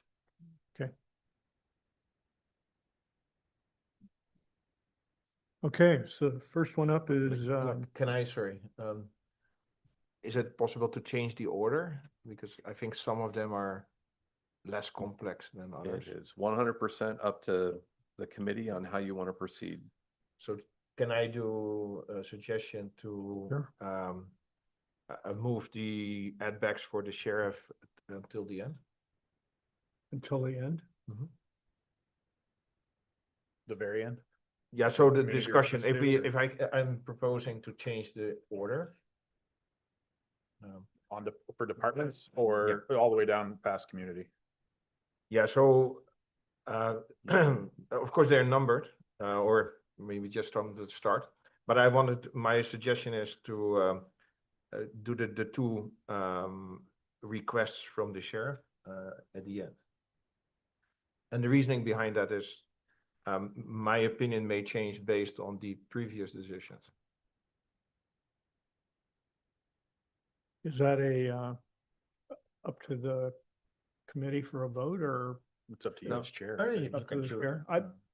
Personally, I don't care what the order is, but if there's the discussion is open, if there's anyone else that has another opinion on that. Because I'll say the order that these are in is as we were getting through the presentations, when the request came forward, that's there's no order or priority. It was how it was presented during this week. So I don't have a problem with it. So as an example, you know, you could do it one of two ways. You know, I understand you're wanting to hold off. The other thing would be is like, if you wanted to talk about the parks request first and you wanted to take action on that, you could do that. That's completely up to you. So there's no exact science Anything there. from you, Kit? No, I always do it haphazard. I've already started making notes. I guess we've also done it before where we pick off the easy ones first. If somebody wants to just go, But if we define easy, I have some suggestions, so, All right, but then the question, what is easy? Which one? well, I can But tell I you, would like say right now, it's- we already discussed Aries. I say we remove Aries. The sheriff will probably be able to take care of that through his tools line item. So I would make a recommendation that we just remove that one. So before we move on from that, I know the sheriff just is like chomping at the bit to discuss this again, but you actually did a kind of a deep dive historically on what all happened to that allocation. And $5,000. it's just a measly $5,000, but I bet the sheriff would love to just write a check to get me to shut up. So much for the easy one. Yeah, but just that you had pointed out that it exists and it's taken care of. And now the process is they go through that process. Yes, we do have the mechanism now in place to deal with any request that comes from any of our volunteer groups. We did do a little bit of a deep dive yesterday afternoon, just looking at the history of it. If anybody's interested in that, I have info back to fiscal year 21-22. But it's been a little bit hit or miss over the last 5 years. But just Aries is covered then. They are. Thank you. You're welcome. From a mystery $5,000 fund? From the mystery $5,000. Yes, Commissioner Starrett's correct. There was $5,000, a $5,000 allocation that was given to emergency management to handle all future requests like this. They were supposed to go to emergency management. Thank you, Sheriff. Thank you. And what happens with that $5,000 if nobody requests something? They buy more just equipment for volunteers for the cert things? It or- stays within the emergency management budget and it would carry forward as unspent funds. so Ken, these are numbered on the left. I thought that was a priority numbering, just how they were laid out, but I see there's a 1 on fairgrounds and a 1 on OSU and a 1 on HHS. No, that was just in the past, and I see that there's some it was just a number, the requests that we received, so Oh, if it's, okay. you know, it's not a priority. It was, everything that's entered in here is strictly based on when we received it. All right, so you have a request on where we start, Anton? Yeah, so I think there's already a motion to remove Eris from the, Oh, sorry. Yeah. I think from Commissioner Johnson. Harry? So if that's a motion to remove it, then I second that motion. Mhm. Ayes? Discussion. But maybe before you vote, because the motion's already been made, I don't think the motion is necessarily to remove it. I think the motion is no action taken by the committee, but redirect Aries to emergency management for funding. There you go. So moved. Very clearly stated. Do we have to motion every single one of them, or do we need to discuss this whole thing and then It would approve be it? very, I mean, you could like, again, it's up to how you want to proceed. If you wanted to do a batch of these in one action, you could do that. If you wanted to do them one by one, you could do that. I just want to be very sensitive to the fact that if there's, like, this one's a little bit unique. And so I would say do that as an individual motion. You could do these one by one, or as an example, if you wanted to approve them all. I mean, there's nothing to prevent to say everything on this list looks good. I move to approve all of these. Just as an example. Okay. You could do that. Well, in consideration of process, I made a motion, Anton second. Yeah. I'll call the question. Could you restate your motion? To please? remove the, To remove areas and it Sorry. to be funded through the sheriff, per the sheriff's line item for small tools or whatever, or Right. whatever Okay, got was it. figured out, but Okay. to be funded through the sheriff's office. Do we have a second? Yes. Second was made. Okay. The ayes? Aye. aye. Carried unanimous. Okay, see, now we're getting somewhere. I like And then this. my suggestion would be to do HHS first. Because I consider that as easy, but maybe that's a wrong assessment. Oh, the personnel requests. Mainly because that doesn't influence Correct. the general fund. I move approval of their memo request Mhm. for position management Oh. authority. I'll second that. Second, all right. Okay, I'm not understanding. Okay, so the idea is we do HHS. Right. So they have multiple requests, but they don't influence the general fund. And the motion is to follow the recommendation. There's no There- fiscal. So there's a bunch of FTE in the beginning of. Right. Okay, Yeah. that's the one we're talking about. Yeah, it's under personnel But they requests. don't, yeah, they're not requesting any discretionary. funds. No. Correct. Okay. So we have a motion, ayes? Aye. Carried unanimous. And then, I'm sorry, I'm taking over, but the clerk, that was my next one. That's what I was trying to find here. Excuse me. Anton, Are you looking for the memo? Yeah. no, I was just going to suggest that we I think I have it. have a motion to approve all of the department add backs as one motion unless a committee member wants to remove one for I discussion. second that. Okay. I have some discussion about parks and fairs if we can. Okay, so then that, Okay, thanks. do we want to just remove those two? Sure.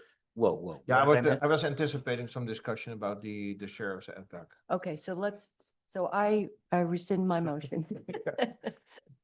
I was trying to find something. I heard parks and fairgrounds, so. No, we're going clerk. She was talking about approving all of them at once rather than having Oh. a discussion over each.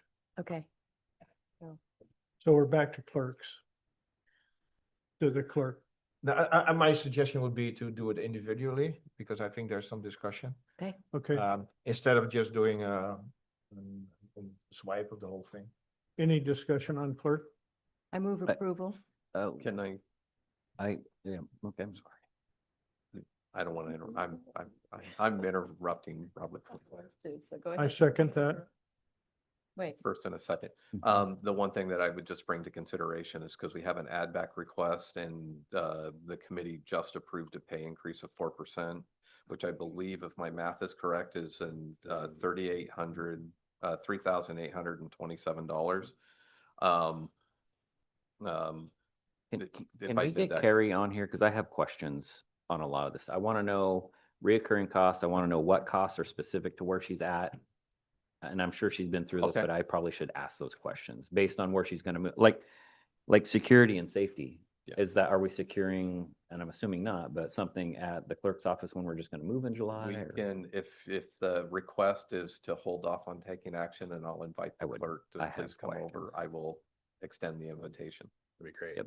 Okay. But the only thing I was just gonna add is because you have that request, but then there was discussion on the pay increase because it's not budgeted. The pay Mhm. increase was not budgeted, and she has an add back request, so that add back request may need to be modified to include the pay increase that was. approved. 3,800 and what was the? Yeah, but this add back was specific. Yeah. It was specific to the voting mailings. I know, but the concern would be because she didn't build that pay increase into her budget. And so if it was approved and the add back request was approved, there may be a budgetary shortfall by 28 or 38 unless there's an ending. But it's funding. all You also coming, need to consider roll-ups, taxes and PERS contributions on that 3827. Thank you, Tara. That's right. Thank you. Nice work. So that goes up to 75.3, but it's not including Plus roll what up. she Plus said. roll Okay. So, Can we put a pin in clerk to do the last bit of math, or is that math harder? than- So we, Bailey sent an email to Carrie asking to see if she could come over and talk for, one committee member. So I guess if I would just read these, that might state it in here. yeah, that's the hard part. How quickly do you think you could do a computation of the roll-ups and so that way we have a number. so which part are we unclear on? The final number and what the rest of, what all of these mean, what are year over year asks in here, what is one time Yeah. asks?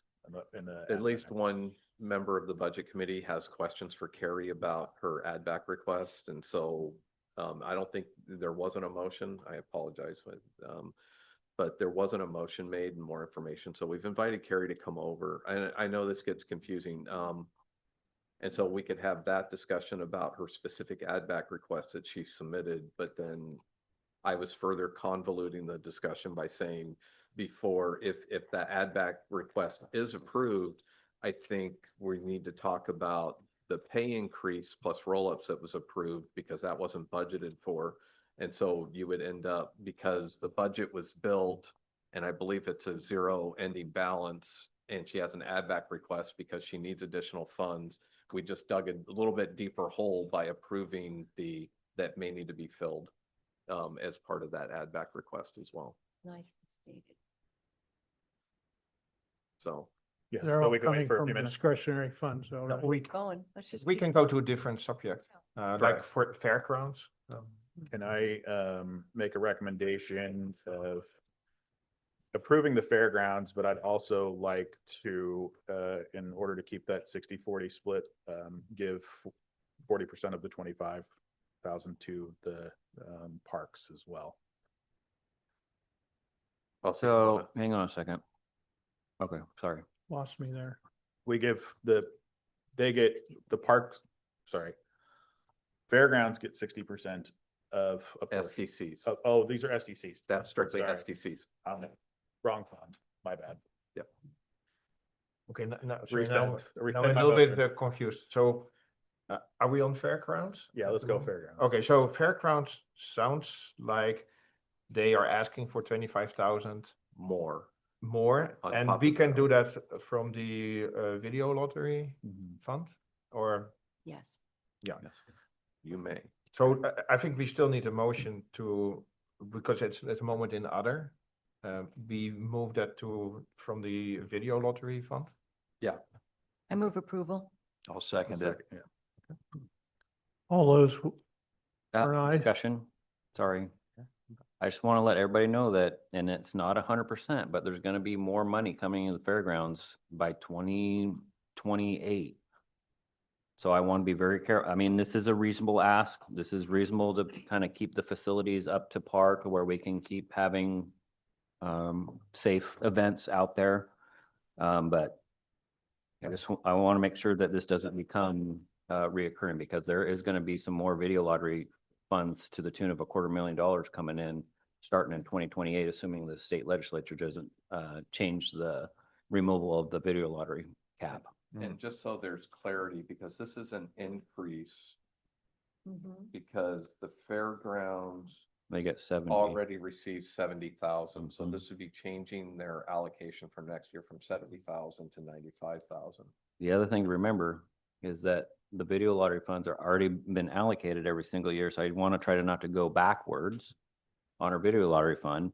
But we do have savings, which is okay to have a one-time 25 because we have savings without having an economic development manager. So there are savings there, but I still want to make sure that we don't go backwards on that.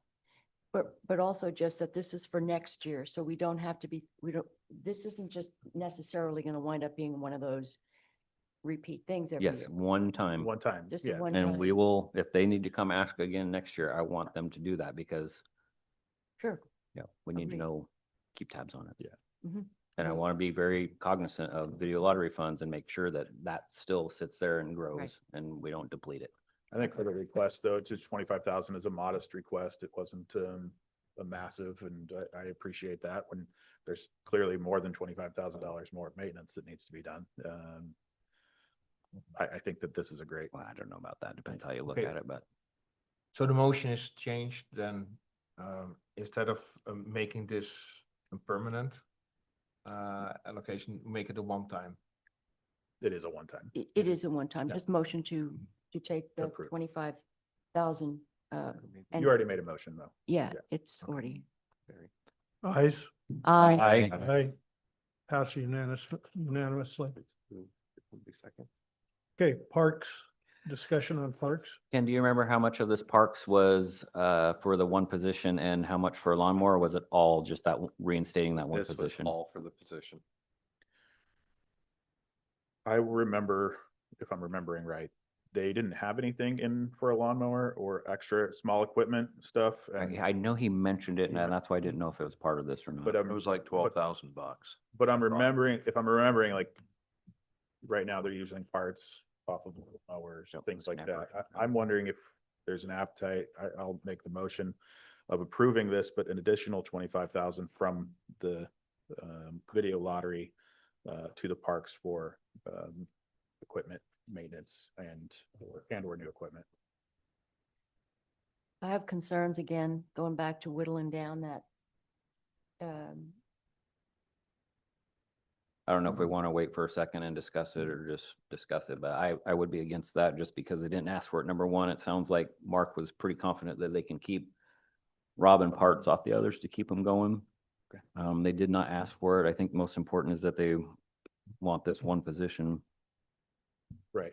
But I think budget instructions were to not ask for anything and, unless it was No, the budget instructions were 0% increase. 0%. Yeah. I mean, they can ask.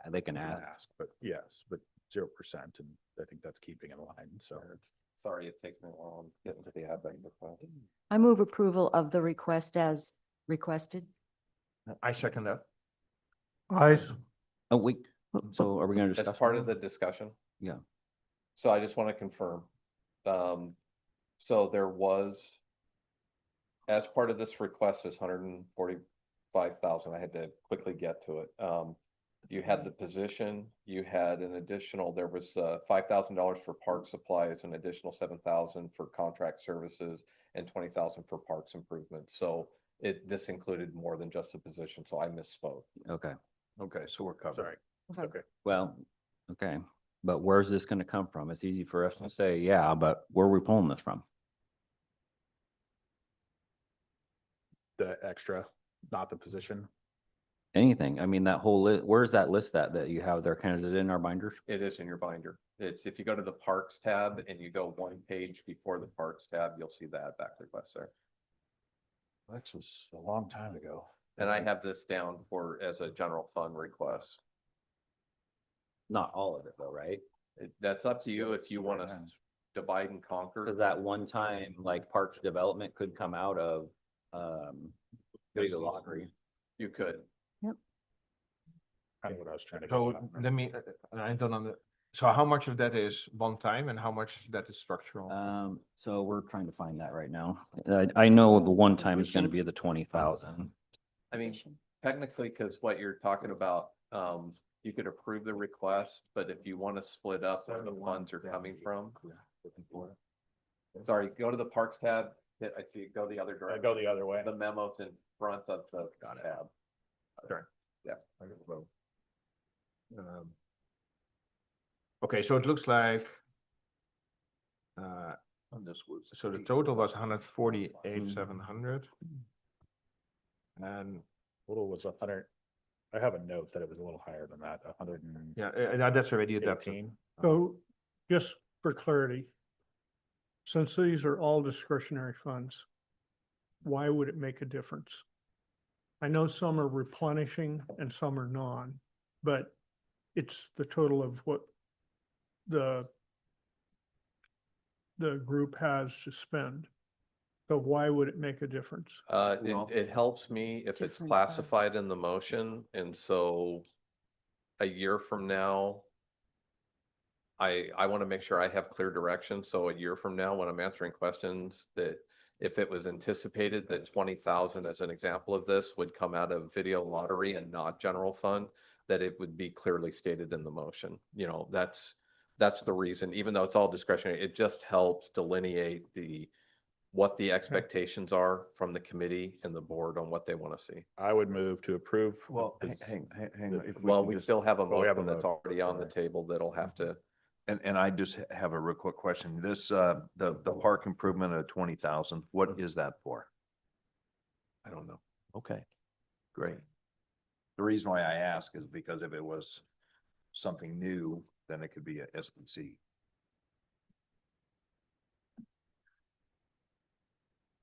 So now so the motion is to just approve and put everything draw everything from the general fund? No. Or is there a discussion that we do 20,000 from a different fund? And the rest from the general fund? Do we need to resend the motion so that we can kind of break it out? Is that? No, we can, Who made the motion?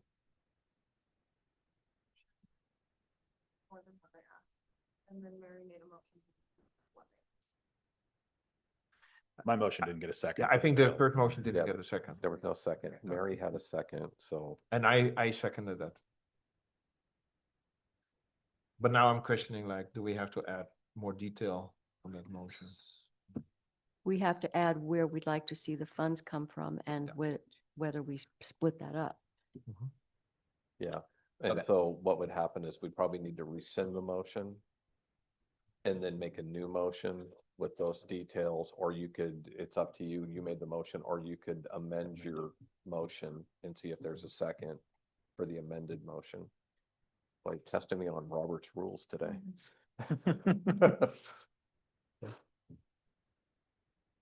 Kit, you were doing some math. Do you have? I do. I'm gonna wait till you guys get everything ironed out and then I'll start. You have the memo.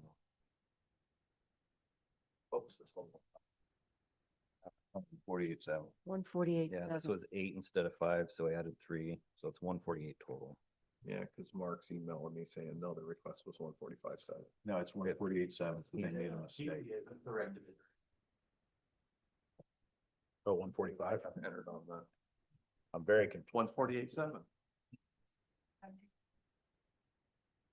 You had it correct. Mark, I know what I'm. Okay, sorry. Don't want to go back and grade a road. Just kidding, Mark. So Mary, can you amend your motion and have 20,000 drawn from the, Well, it says 145 here. Yeah, it was, his memo was corrected during the presentation, so, It's 148.7, what you have, what my you said. goodness. Government, huh? So are we clean right now? Can I, There's a motion okay, on the let's get it table. cleaned up so I can start. All right, I'm going to rescind my motion. Yeah. And now I would make a motion that we pull the 20,000 for park improvements and move that to video lottery and fund it through that. Second that. Second. Do you want to keep going on the materials and supplies? or I just, one I think, well, motion? let's get that squared away.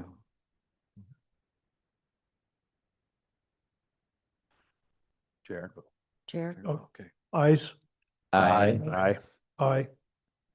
Passed unanimous. Okay, and then the rest from the general fund. Well, let's have that discuss. I just want to. So everybody needs to be aware that it was budgeted less for this year than it was last year because there was a retirement. So, and whether it matters to you or not, I just want to make sure everybody has the math. So the difference from last year to this year was a minus $76,000 in the budget. Then they're adding another 128 between some supplies and that position. The most is the position. So now the balance, because we just pulled the 20 out, is 128. The difference of that, if you pull that 76 that they already got docked going into this year, and then the add back is 52,000. So really, in my eyes, we're talking about putting 52,000 more from last year's budget back into our parks on top of the 20 we just did. That's how I'm looking at this. Even though I know we're still gonna have to pull that from our, well, pick a category, what we need to pull that from, but since it's a paid position, we probably should pull it all from general fund, so it doesn't, because it's reoccurring. Mhm. But I just want to throw that in part of the discussion, and now we can go wherever, whatever direction you guys want to take that. But you're still, so the 20,000 coming from video lottery, that leaves us 128 minus the 76, which gives us the Well, 52. not really, just for me, how I'm looking at it, because they already they built their budget with 76,000 less because of that retirement.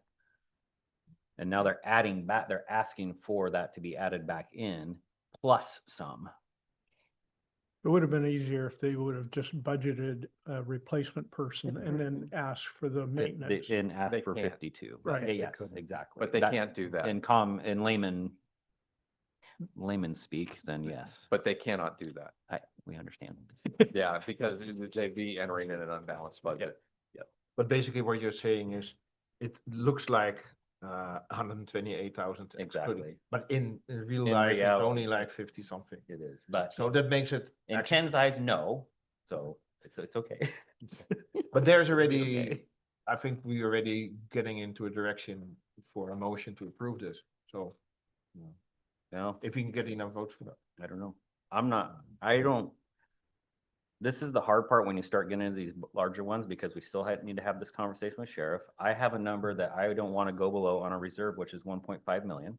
So when I put that in under this 1.8, that only gives you $379,000 to work with. And so now you need to start figuring which of these other columns fit with these other asks, which is going to be a really tough thing to figure out. Mhm.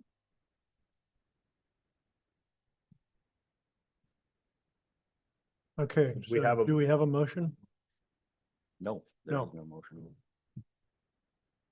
Do we want I- to pause and talk about tariff for a minute? I don't know that it's a pause. Let's or resolve it's- this while we're on it. Or is there another one that we can get rid of, and then maybe we funnel down to just labor, which is gonna be parks and sheriff and court security? Anything labor related? Or do we need to have a discussion what our target is for the surplus on the general fund? That's, Because you Very- are throwing okay. in a very important point. Yep, And I'm not sure yet if I agree or if we have a discussion about it. there you go. That's a good spot to start. If you So- funded all of this out of the general fund, you're still gonna have more than $1 million left.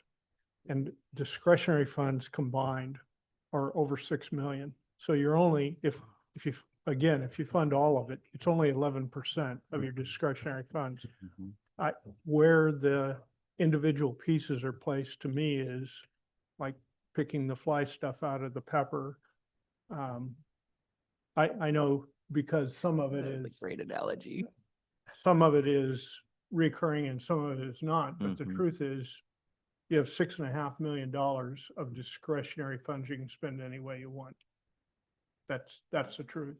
And we're talking about $765,000. But for me, the most important part is general fund that has the least restrictions, which gives us the most flexibility, which means it needs to have the most money left in it that we can possibly Yeah. Sure. manage. Is that, that's how I look at Yeah. it. So I want to be very, Can we? so I guess let's just start. Yeah. I have a number in my head that's 1.5 million. Last year we were 1.37 in the end.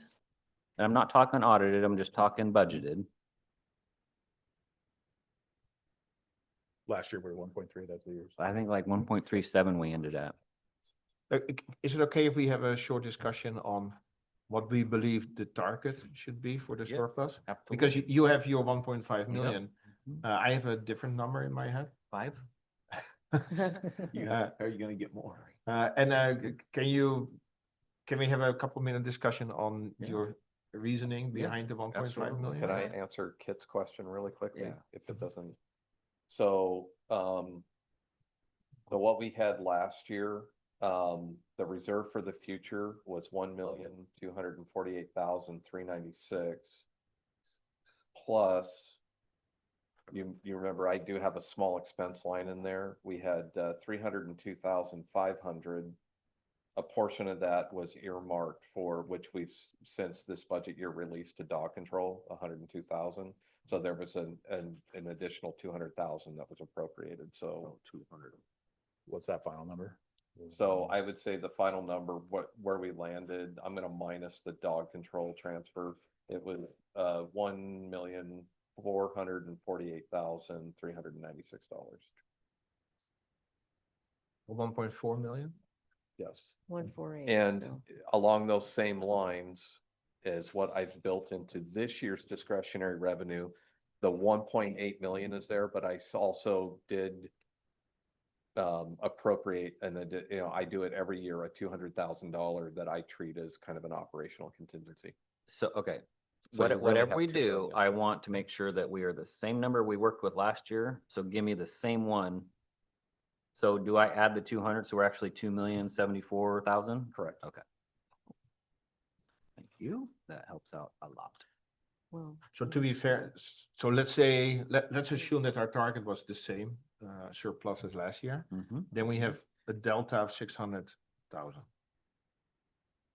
Between the 1.4 million of last year and the 2.0 million for this year. Mhm. I'm sorry, I'm just rounding everything up to. And I already 100,000. pulled, so man, you're really close there because we already pulled 20. Mhm. So what's 128 plus 380? 500,000. I would like to hear the magic 1.5 million. Didn't I dollar. just explain it all? So I want, number one. No, for- I know what you want, but Okay. what is the? But I don't. Sorry. I'm sorry, kid. No, that's all right. Why is it 1.5 million and not 1.3 million or 1.8 million? What is magical about the 1.5? Negotiations 101, start high, but end up higher than we were last year. My main goal is to be more reserved than we had last year. Otherwise, we are not being responsible, period. That's all there is to it. So I think after we just pulled 20 grand from the parks, and we have what Ken had added back in to put us at the 2,074,000. Labor for just the sheriff and, well, now you got the court security in there, so I'm off by about 70. 437 is the total. Anyway, you asked me a question. I feel like I answered it. Do you need a better? It's Yeah, it's so- definitely arbitrary, Mhm. but my point is to make it more than it was last year. So according to your logic, then Kit, we could use landfill and O&C for the entire Absolutely. list and then have a 1.874 carryover. Within reason, I don't think that's fair to Yeah, I'm correlate it that way, I'm but just saying, we're there's very kind of restrictive. mixing, Mm, this is all discretionary. Okay, So- then All let's look at discretionary, it but this it's way. not all general fund. And it's not, and I think I made a pretty good case of general fund, there's way less restrictions and gives you more flexibility, and that's why I think it should have the higher reserve, but let's do it this way. Let's add all these up and give me what it was last year, Ken. So add up, retirement reserve, general fund, landfill, O&C, video, and, round number, 6.5 million. right, and what was that last year? Oh, my goodness.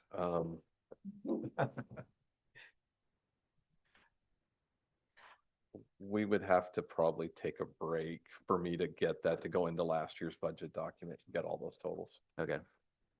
Do you guys feel like that's an important number if we're gonna have this conversation of trying to set what I believe should be a baseline for general fund? Do you think that's an important number enough to where it might take Ken? I do agree that in good years, you save up for bad years. And assuming, I think this is a good year for us. I just want to add that in past years, we have been very, very virtuous when it comes to socking money away. And that is why this county is in such good shape compared to other counties, because they spent whatever they had. Yes. But I wouldn't say that we are in great shape. I'm happy to see that our departments can be funded. We've got a big ask from the sheriff's department. And we need to make sure that's taken care of, but I would never get to the point where we said that we were, this is a good year. I think we have to look at the fact that landfill license reserve, that's not getting replenished. That's one time. General fund, it's getting dwindled down and it's not going to be what it used to be, which is $1 million a year. So I think to Kit's point, yeah, we need to be looking at that general fund. We need to make sure we're not chipping away at that. But I also think there are some asks here that are just not negotiable.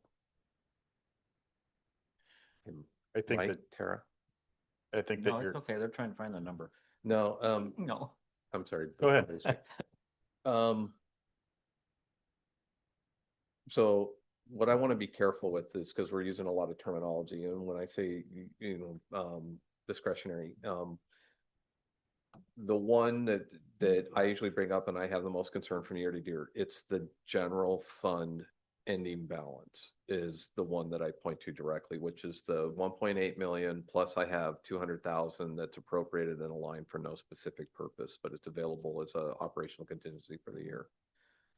The retirement reserve, we're setting those funds aside, and those were funds that were set aside specifically to offset potential, and we've been saving it for years, is potential PERS reform or PERS legislation or personnel related items.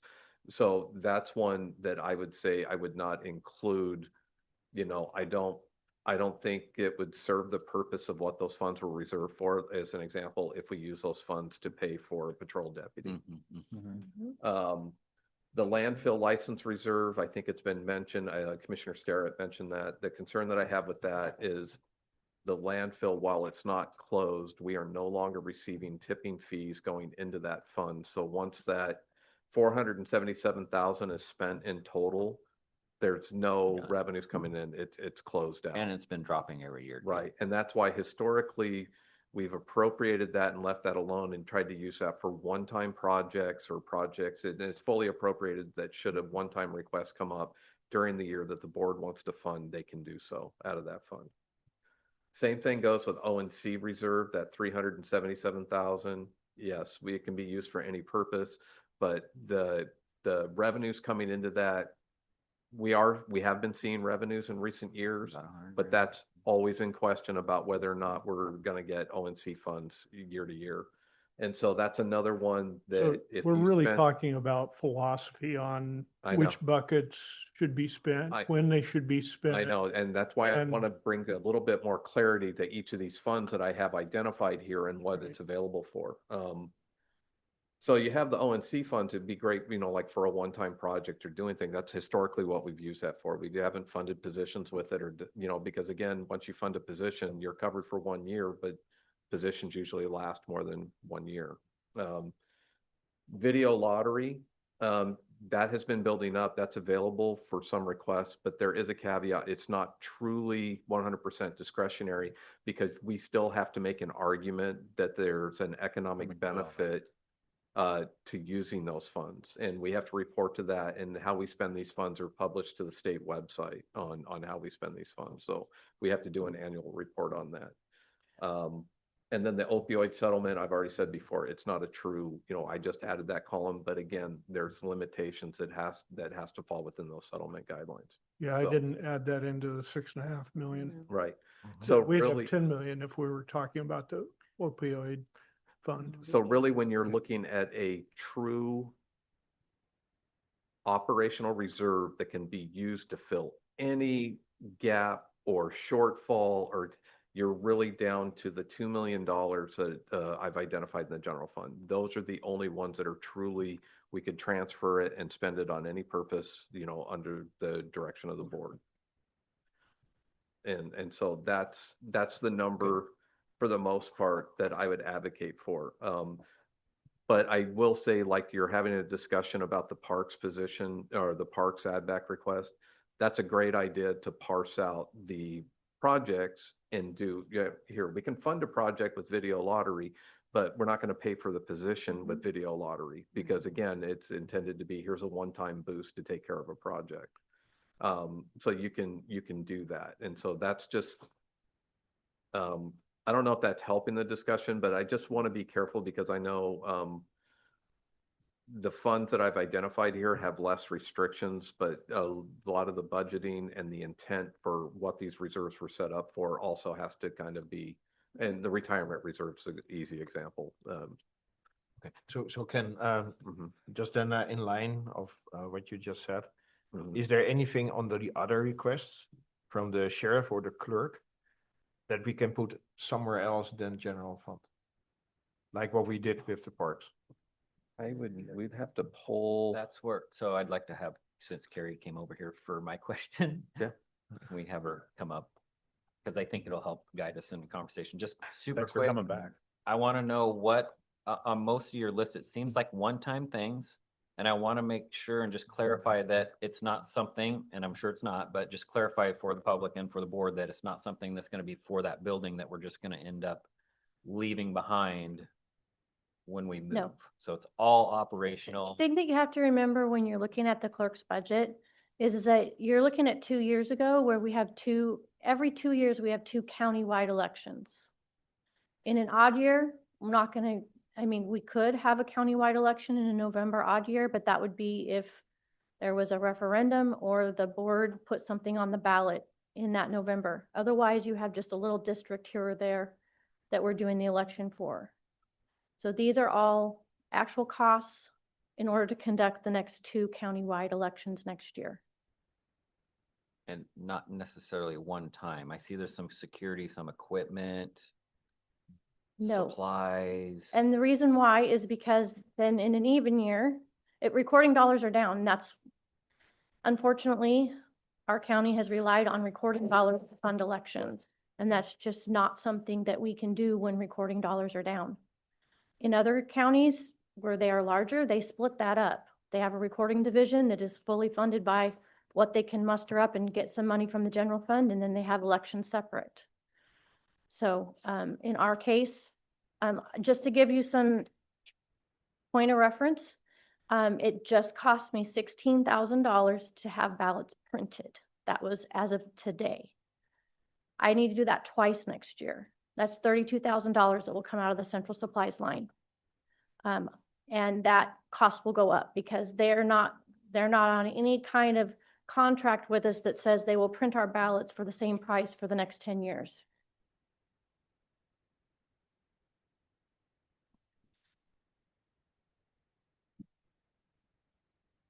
Trying to find your list here so we can go through it real quick. Your security last year and the year before was much less than the 8,500. What is? So what we're having to do now is and we've just been absorbing a lot of it with contract services, but it needs to go in the security line is we now need deputies on site. And so because we have a huge election in November, that's going to require more hours that we need to pay for security. When we move to the new building, we are going to need to fence in the back lot. That can't be left open for the transport of ballots in and out of the back of the building. That's going to be fenced off. I have quotes for that. And then, that's part of your request? Shouldn't that be because I part of the couldn't structure? put any more money on that line. Haven't seen them in that. And then the other side of it is that, Temporary? yes, it is temporary, but it's $2,200 each time. I already got quotes for that. The other thing that we need to consider is having more visible and adequate security in the main lobby of the new building, because that will need to be monitored, especially on election day. So that will be increased security costs that we will be having from now on. Did you have deputies before? We have deputies now, but we don't have extra ones out in the lobby on election night. There's too many places where people can go, so the security issues have already been raised by the state. Too many levels of access and places that they could go. And we, as staff, we are not capable of sweeping the building and checking all those spots and making sure that everybody's exited and left. And so there's going to be additional security risks that we have to consider.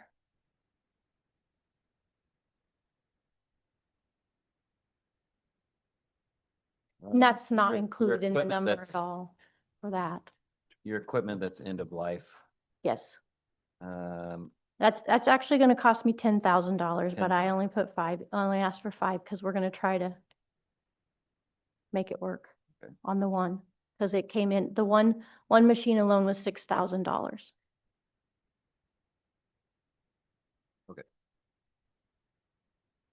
Are you happy? I'm happy. Thank you, Carrie. Thank you, Carrie. Sorry for calling you back over. I got a wedding at 2. So I got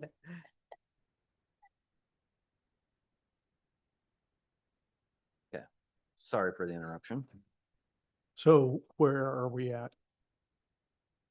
Ken was explaining the different line items and Oh, okay, so what's good, what's not good to pull from. are we moving back to parks?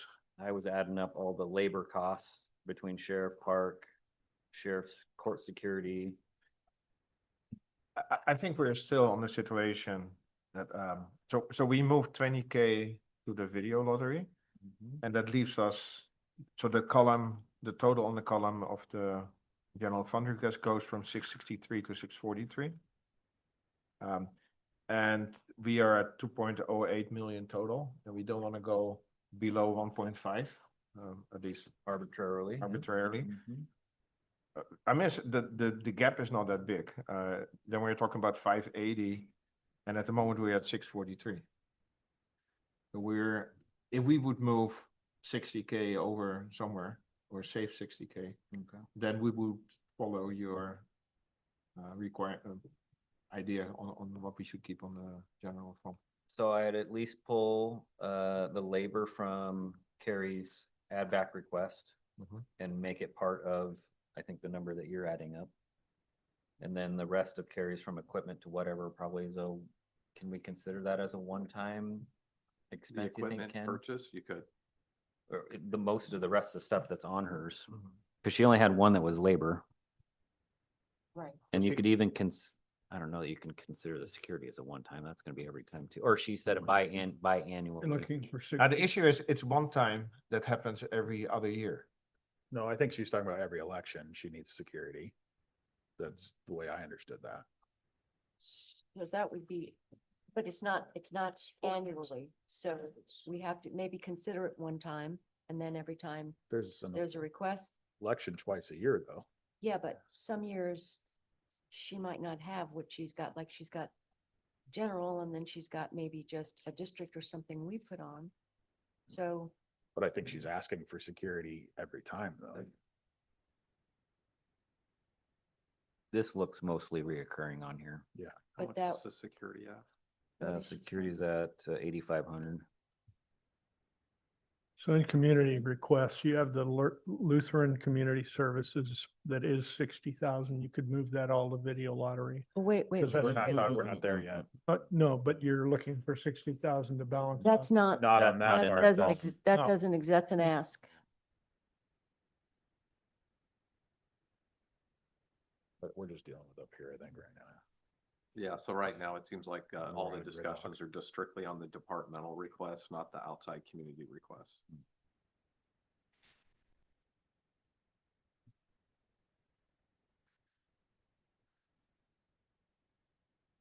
You know, and that's completely up to, like, if you wanted to parse out some of the equipment purchases, much like you did with parks and, for the clerk's request, you can do that. I don't think we can. It's such a small amount. Everything, it seems gonna be reoccurring.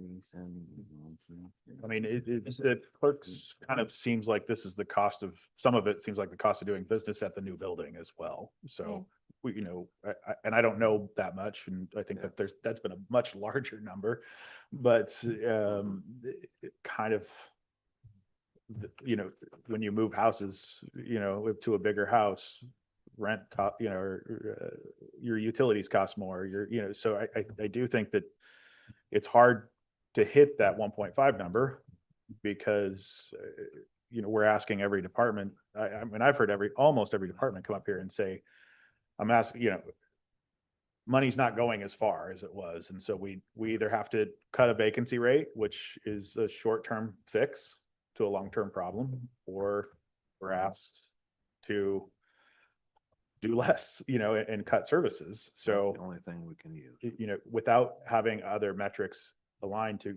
get revenue, this is where we're at. So, I mean, I think that we're all in agreement that the 1.5, and hopefully next year we're at we're closer to 1.8, and the following year we're closer to 2. You know, we keep bringing that up. I agree with Commissioner Johnson, but if we're $60,000 away from that. The only thing that I guess I would just was trying to think of, I wanted to even say it out loud or share this. The only concerns that I guess I would have with the clerk's request and some of these things, it's we're building things into the budget which may or may not come to fruition or may not be needed. Because we currently don't fence in parking lots, and we currently don't have additional security within the building. In the past, she's been able to work with the sheriff's office. And, you know, it all depends availability and whether or not he has folks that are available to provide the security. And the simple fact that we're spending, you know, we got a $1.5 million project underway right now in the government services building, and a large portion of that is building out the clerk's office and all of the needs and addressing all the security things. And I'm always kind of hesitant because, you know, I want to, because we're funding an unknown, and in situations like that, I would almost rather have it in a contingency or have funds elsewhere. And if the need comes to fruition during the budget year, it's the reason we keep these balances in other areas Yeah. instead of just increasing the general fund allocation to a department on a potential need. I would rather work with the clerk during the fiscal year or leading up to the election once we're moved in. If there's a need, you know, I do this all the time with other departments, and we come and we talk to the board, or I have funds available that we can fill that gap, or. Yeah. Yeah. But didn't she say that the state had already addressed that particular issue in terms of the lobby? We've been getting a lot of advisement. I mean, we've been sharing plans and designs with the state and working on their best practices recommendations. I can't say that I 100%, I'm not the Secretary of State's office, but you know, they're kind of borderline unfunded mandates, you know, to a certain degree with some things. Well, and some unfunded recommendations, it seems like, and Okay. are deputies, multiple deputies, you know, So I part of just- statute, or is a fence part of statute? Yeah, and because we've really worked hard with Carrie on all the designs and incorporating that and incorporating the feedback into the design of where the clerk's office is going. Additional security for the lobby area. And depending on the timing that they did a walkthrough, there's also further security enhancements with access and doors and door controls off of that lobby that are not in place, that are still being installed right now.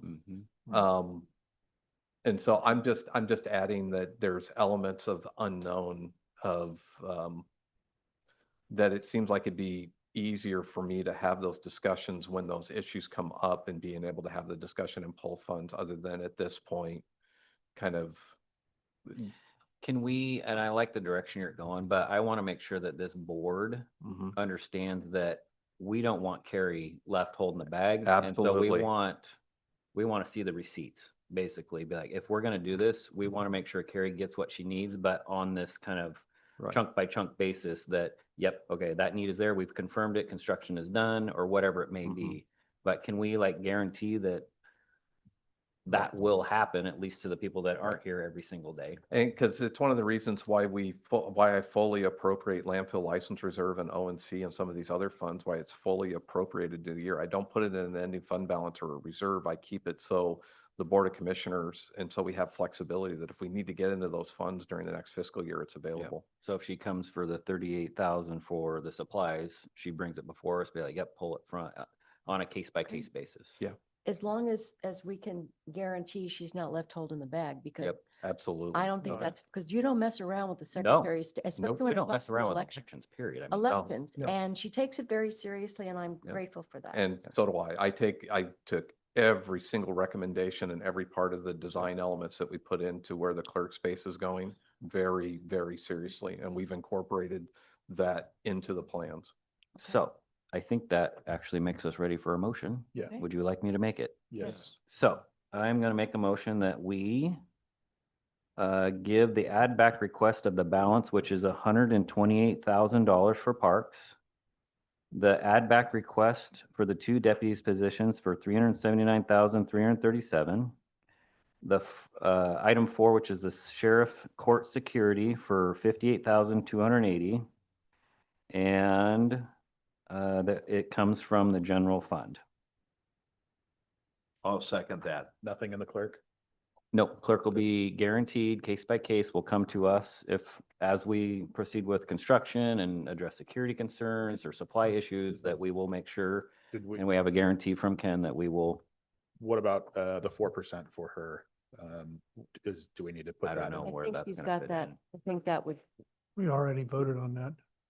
no, but would she be covered in her existing? Did we put that in budget? the add back request, or was that in the, did we put it? I don't Let remember. me look, because if there an ending fund balance that was budgeted, there No. was not. Okay, so then that I wanna would. make- To add those 3,827, It'd be closer to 5,100 with roll-ups. 51. 5,100. So to play it safe, there's a motion that's been made. Mhm.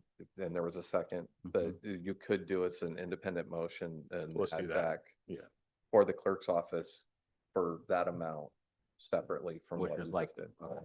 so they'll get us the amount. So let's proceed with what we have and then we'll circle back on Okay. that one. Okay, we have a motion. Ayes, Aye. passes unanimously. I'd make a secondary motion that we take a dollar amount equivalent to the 4% increase, which $5,100.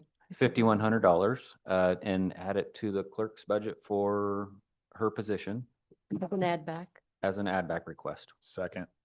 Second. Ayes, Aye. Aye. passes unanimously. Okay. Cross a bunch of that stuff off of there. Oof. Oh, we're not done. I know. Don't unbuckle yet. Okay, but now, sorry, Ken, I know you're working. Yes. Can we now get the balance on the general funds Okay. after the motions? Yeah, I'm trying to enter and Sorry. trying to capture all that. So if you give me. So we're Can we take a past noon. Yeah. Do we Oh, want to take a 10-minute was that, break or Bert? do we want to do lunch? 5,100. No, let's take a break. We're almost. Come back. Yeah. We're almost done. Well, It's close. that was the other. All right, let's Yeah. take a 10-minute break. 10 minutes. there Take we a go. math break. See, negotiations 101. Lunches, because we're in the noon hour, but the lunches, I believe, are here. Do we want to do a working lunch and have the food here? Oh, that'd be Or do great. we want to, I can't even remember what we got. either do I? No. I don't remember either. Oh, that can be. That's great.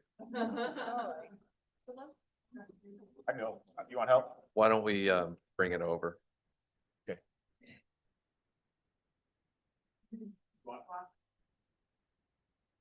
Carolina over there, do you need help? I'll go help.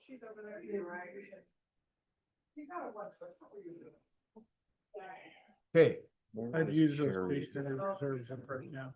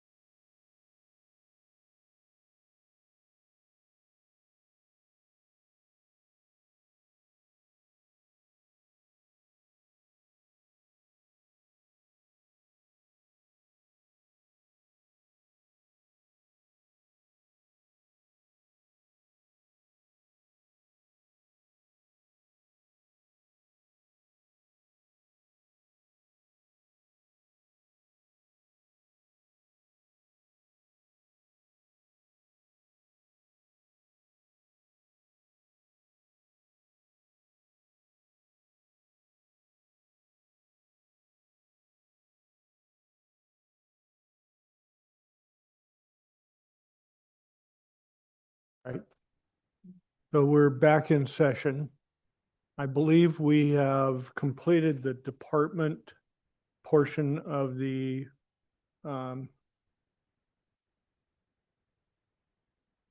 agenda and are moving on to community requests. Correct. Because I was entering in data and there was a request to kind of know what the balances were looking like at this point. So really quickly, let me make sure everything looks correct. So we've approved 607,417 in total with all the requests. The last round of motions approved 562,417 of general fund. So then that takes the balance there to 1,312,368 in the general fund. Can you say that one more time? 1.3? 1.3, 1,312,368. Okay. And then 45,000 of that, 45,000 was approved out of video lottery to Parks and Fairgrounds. And the new balance. $1,372,992. And then you said 200 is allocated in general fund or 250? 200. So we're at 1,533. So I'm going to follow Mary's lead from earlier today and suggest that the remainder of the community requests are allocated out of video lottery and that we approve them as a block. No, I Nope. would Okay, highly well, recommend take no. those one by one. yeah, we, I'd actually make the reverse of that. I, I think that, Lutheran, I think Lutheran, made a strong economic development, ask. And I would say that, Connect Newburgh also made a strong economic, ask just between their connection of taking the mayor and, to a wine region and manufacturing, just those two together. So pretty big for Yamhill County. And so I would say that there's a strong argument to be able to put those into lottery dollars. I don't know what the rest of your guys would think on that part. are you making a motion? I'm making the argument with Greg. I'm not making a motion, but just for the sake of discussion.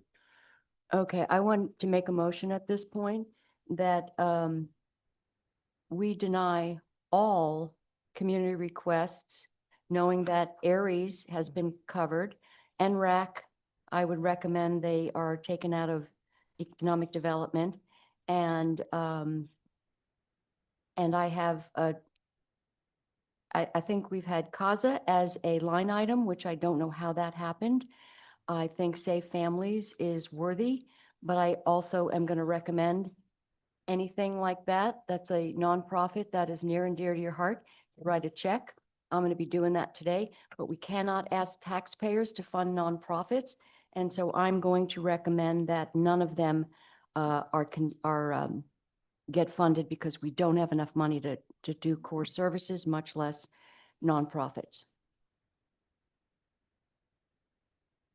I'm going to second that. I agree fully, and I'm not just saying this, I actually do it myself, and it is up to each individual person here and not even commissioner to give back to what they truly believe that either gives back to them or makes them feel good with the community projects that are throughout the region. And so it is, for me, it definitely is not about this board picking and choosing what all of the community, because there's so many different feelings of what projects should be supported. And I will say, I want to touch on the NREC one. They actually already get, I think through our OSU budget or our extension budget, they get 6,500 a year already. So I just want to make sure we put that out there. But I'm also agreeing that we do not give the extra which I would consider extra 4,400 to, or 4,500 to NREC, or 3,500. Sorry, what, so you want to give them from economic development, an extra? Nothing. Oh, nothing. No, because they already have, far as I know, there's a reoccurring that they Yeah, get they do from get some. yeah. extension for, I think, 6,500. So I don't know why, is this Additional. asking for an increase up to 10? Is that what this is? I have no idea. I don't believe so. I believe the request as presented, it's a separate request that came to the county for $10,000 going towards the research station. Because we have funds that go to the research station, and it's 6,500 bucks. I've seen it every single year go to them. All right, then I rescind my motion unless you want to.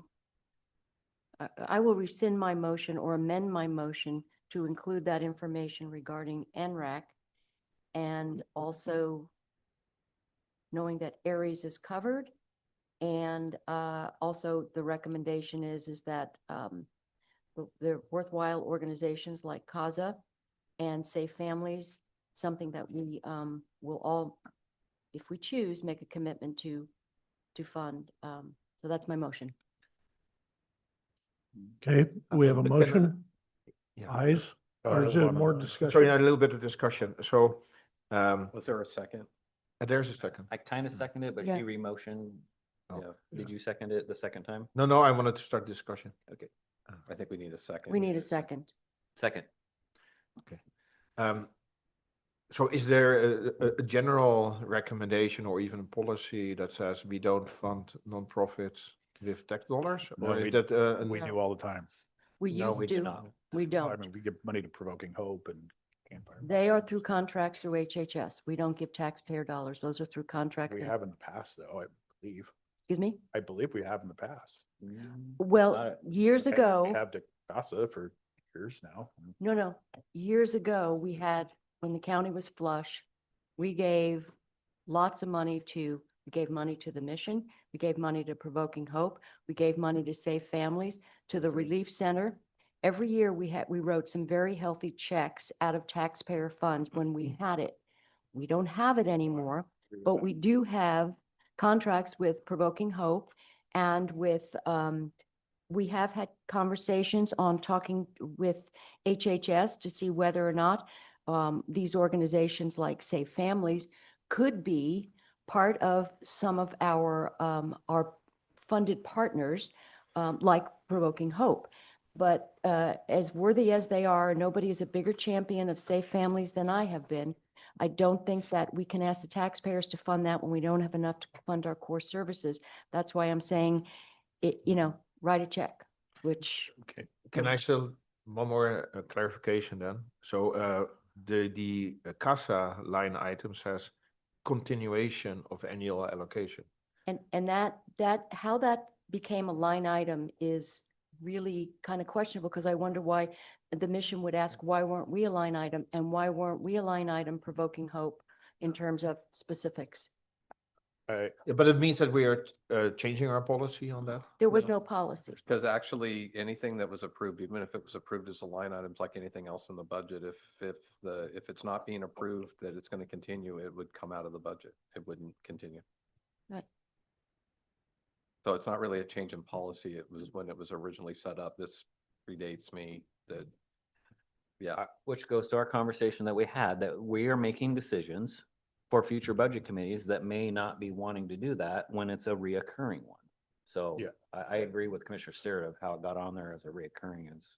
Yep. The only point I would make in CASA's defense, and I'll take your points on the other ones, but they have been, I don't know, dependent is the right word, but they have been receiving year over year. And so in a time when nonprofits have seen a big reduction in money, do we want to be a part of that to an organization like CASA who maybe, I'm not going to speak to their budget, but maybe they were depending on it because they have gotten it year after year. And the way that I was reading the budget, it was already in our budget. So how do we then answer Safe Families, Provoking Hope, and the Mission, who are also, and Juliet's House, who are also struggling as nonprofits? Well, when we say you have been dependent on a taxpayer grant, and if that is how you continue to fund yourself, some of these NGOs are completely dependent on government money Sure. and they don't think it's the taxpayer. So it is incumbent upon them to do the fundraising. We can't do fundraising. We got to figure it out. I would just say that, like, to your point, yes, that when they come here and ask, they know that there's a possibility, a large possibility that they don't get it. But I think that the way that I read the budget, CASA potentially wasn't under that impression. And so, correct me if I'm wrong, Ken, but. I think their request, because their request wasn't for an additional amount, it was asking for the board to continue. Right, and so So- if that was something that they, and I don't, maybe they Yeah. don't want to speak for them, they didn't come, so I don't know, but Yeah. if that was something that they do somewhat depend on year over year, then, maybe that comes with the caveat, next year you need to realize that this isn't a line item anymore. It was never a line item. It was never a line item. And because they got it, it was a request that was continued. And in the past, we have discontinued other, for instance, like your community mediators. They were every year, were on the books. And then one year we're like, no, or they changed entities and we took that off. So this is not a guaranteed allocation. It is a request that is granted year after year. I will say, I mean, if we have something that we're passionate about too, we always have our 1,500 a year. I know I built mine up. I think I did 4,500 or 3 grand for the Sheriff's Foundation. You'd be on year 2.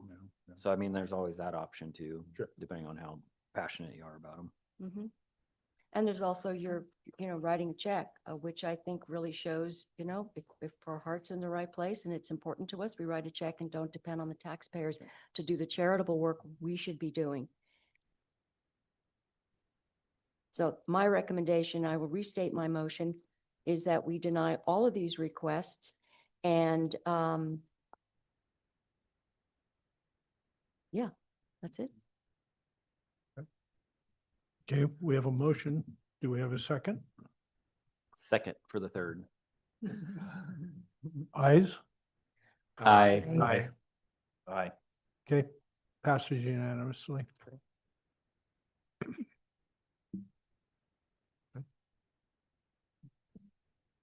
Okay, I believe we are down to, I think that was the end. Mhm, Don't we have to set the property tax rate? mhm. Someone wants to make the motion? I have a script for you. 2.5775 per thousand. Sure. All right. I'd make a motion approval of budget and tax rate.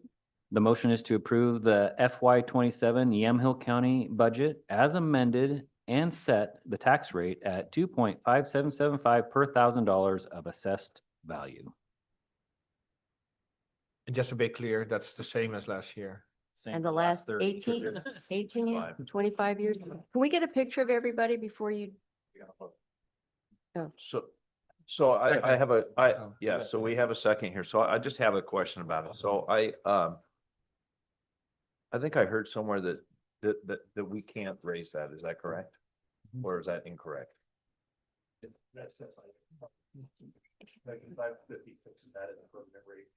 Yeah. Okay, so what's the point in voting on that? Because we have to. You have to set it, yeah. Technically, we have to, per Oregon budget law, the last action the budget committee makes is to approve the budget and set the tax rate. Okay, what so the just to be council- clear then, so we cannot lower it, we cannot raise it, we just confirm? We could lower it. What do you guys say? I'd love my taxes to be lower. No, the first question. Don't go anywhere. We need a picture of everybody before. Okay, I'm sorry, I'm still learning. Wait, So we cannot increase the tax rate, but we could decrease the tax rate? And just, I'm not saying we do that, but that's an option? Well, we would have to go through a rather lengthy process to do that. Yeah. It doesn't just happen. And we're already 1.5, this much margin, if we take away any of Yeah, that, we don't- we're in the Mhm. hole. Yeah. I'm not saying, again, the question is not, oh, there's no motion to lower it. There is a question like, oh, can we lower it? I believe we can, but I'm going to call the question on keeping the tax rate as it has been for the last, what, 25 years? Yes, 25 years. You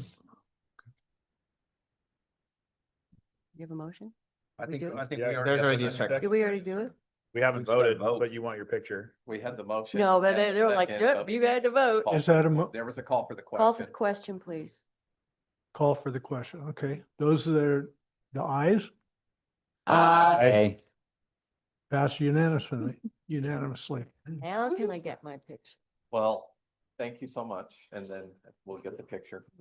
Next year, put it on the agenda. Yeah, and I'm we'll send truly it to honored her. to be part of this. What, budget, take a picture on the especially agenda? Mary.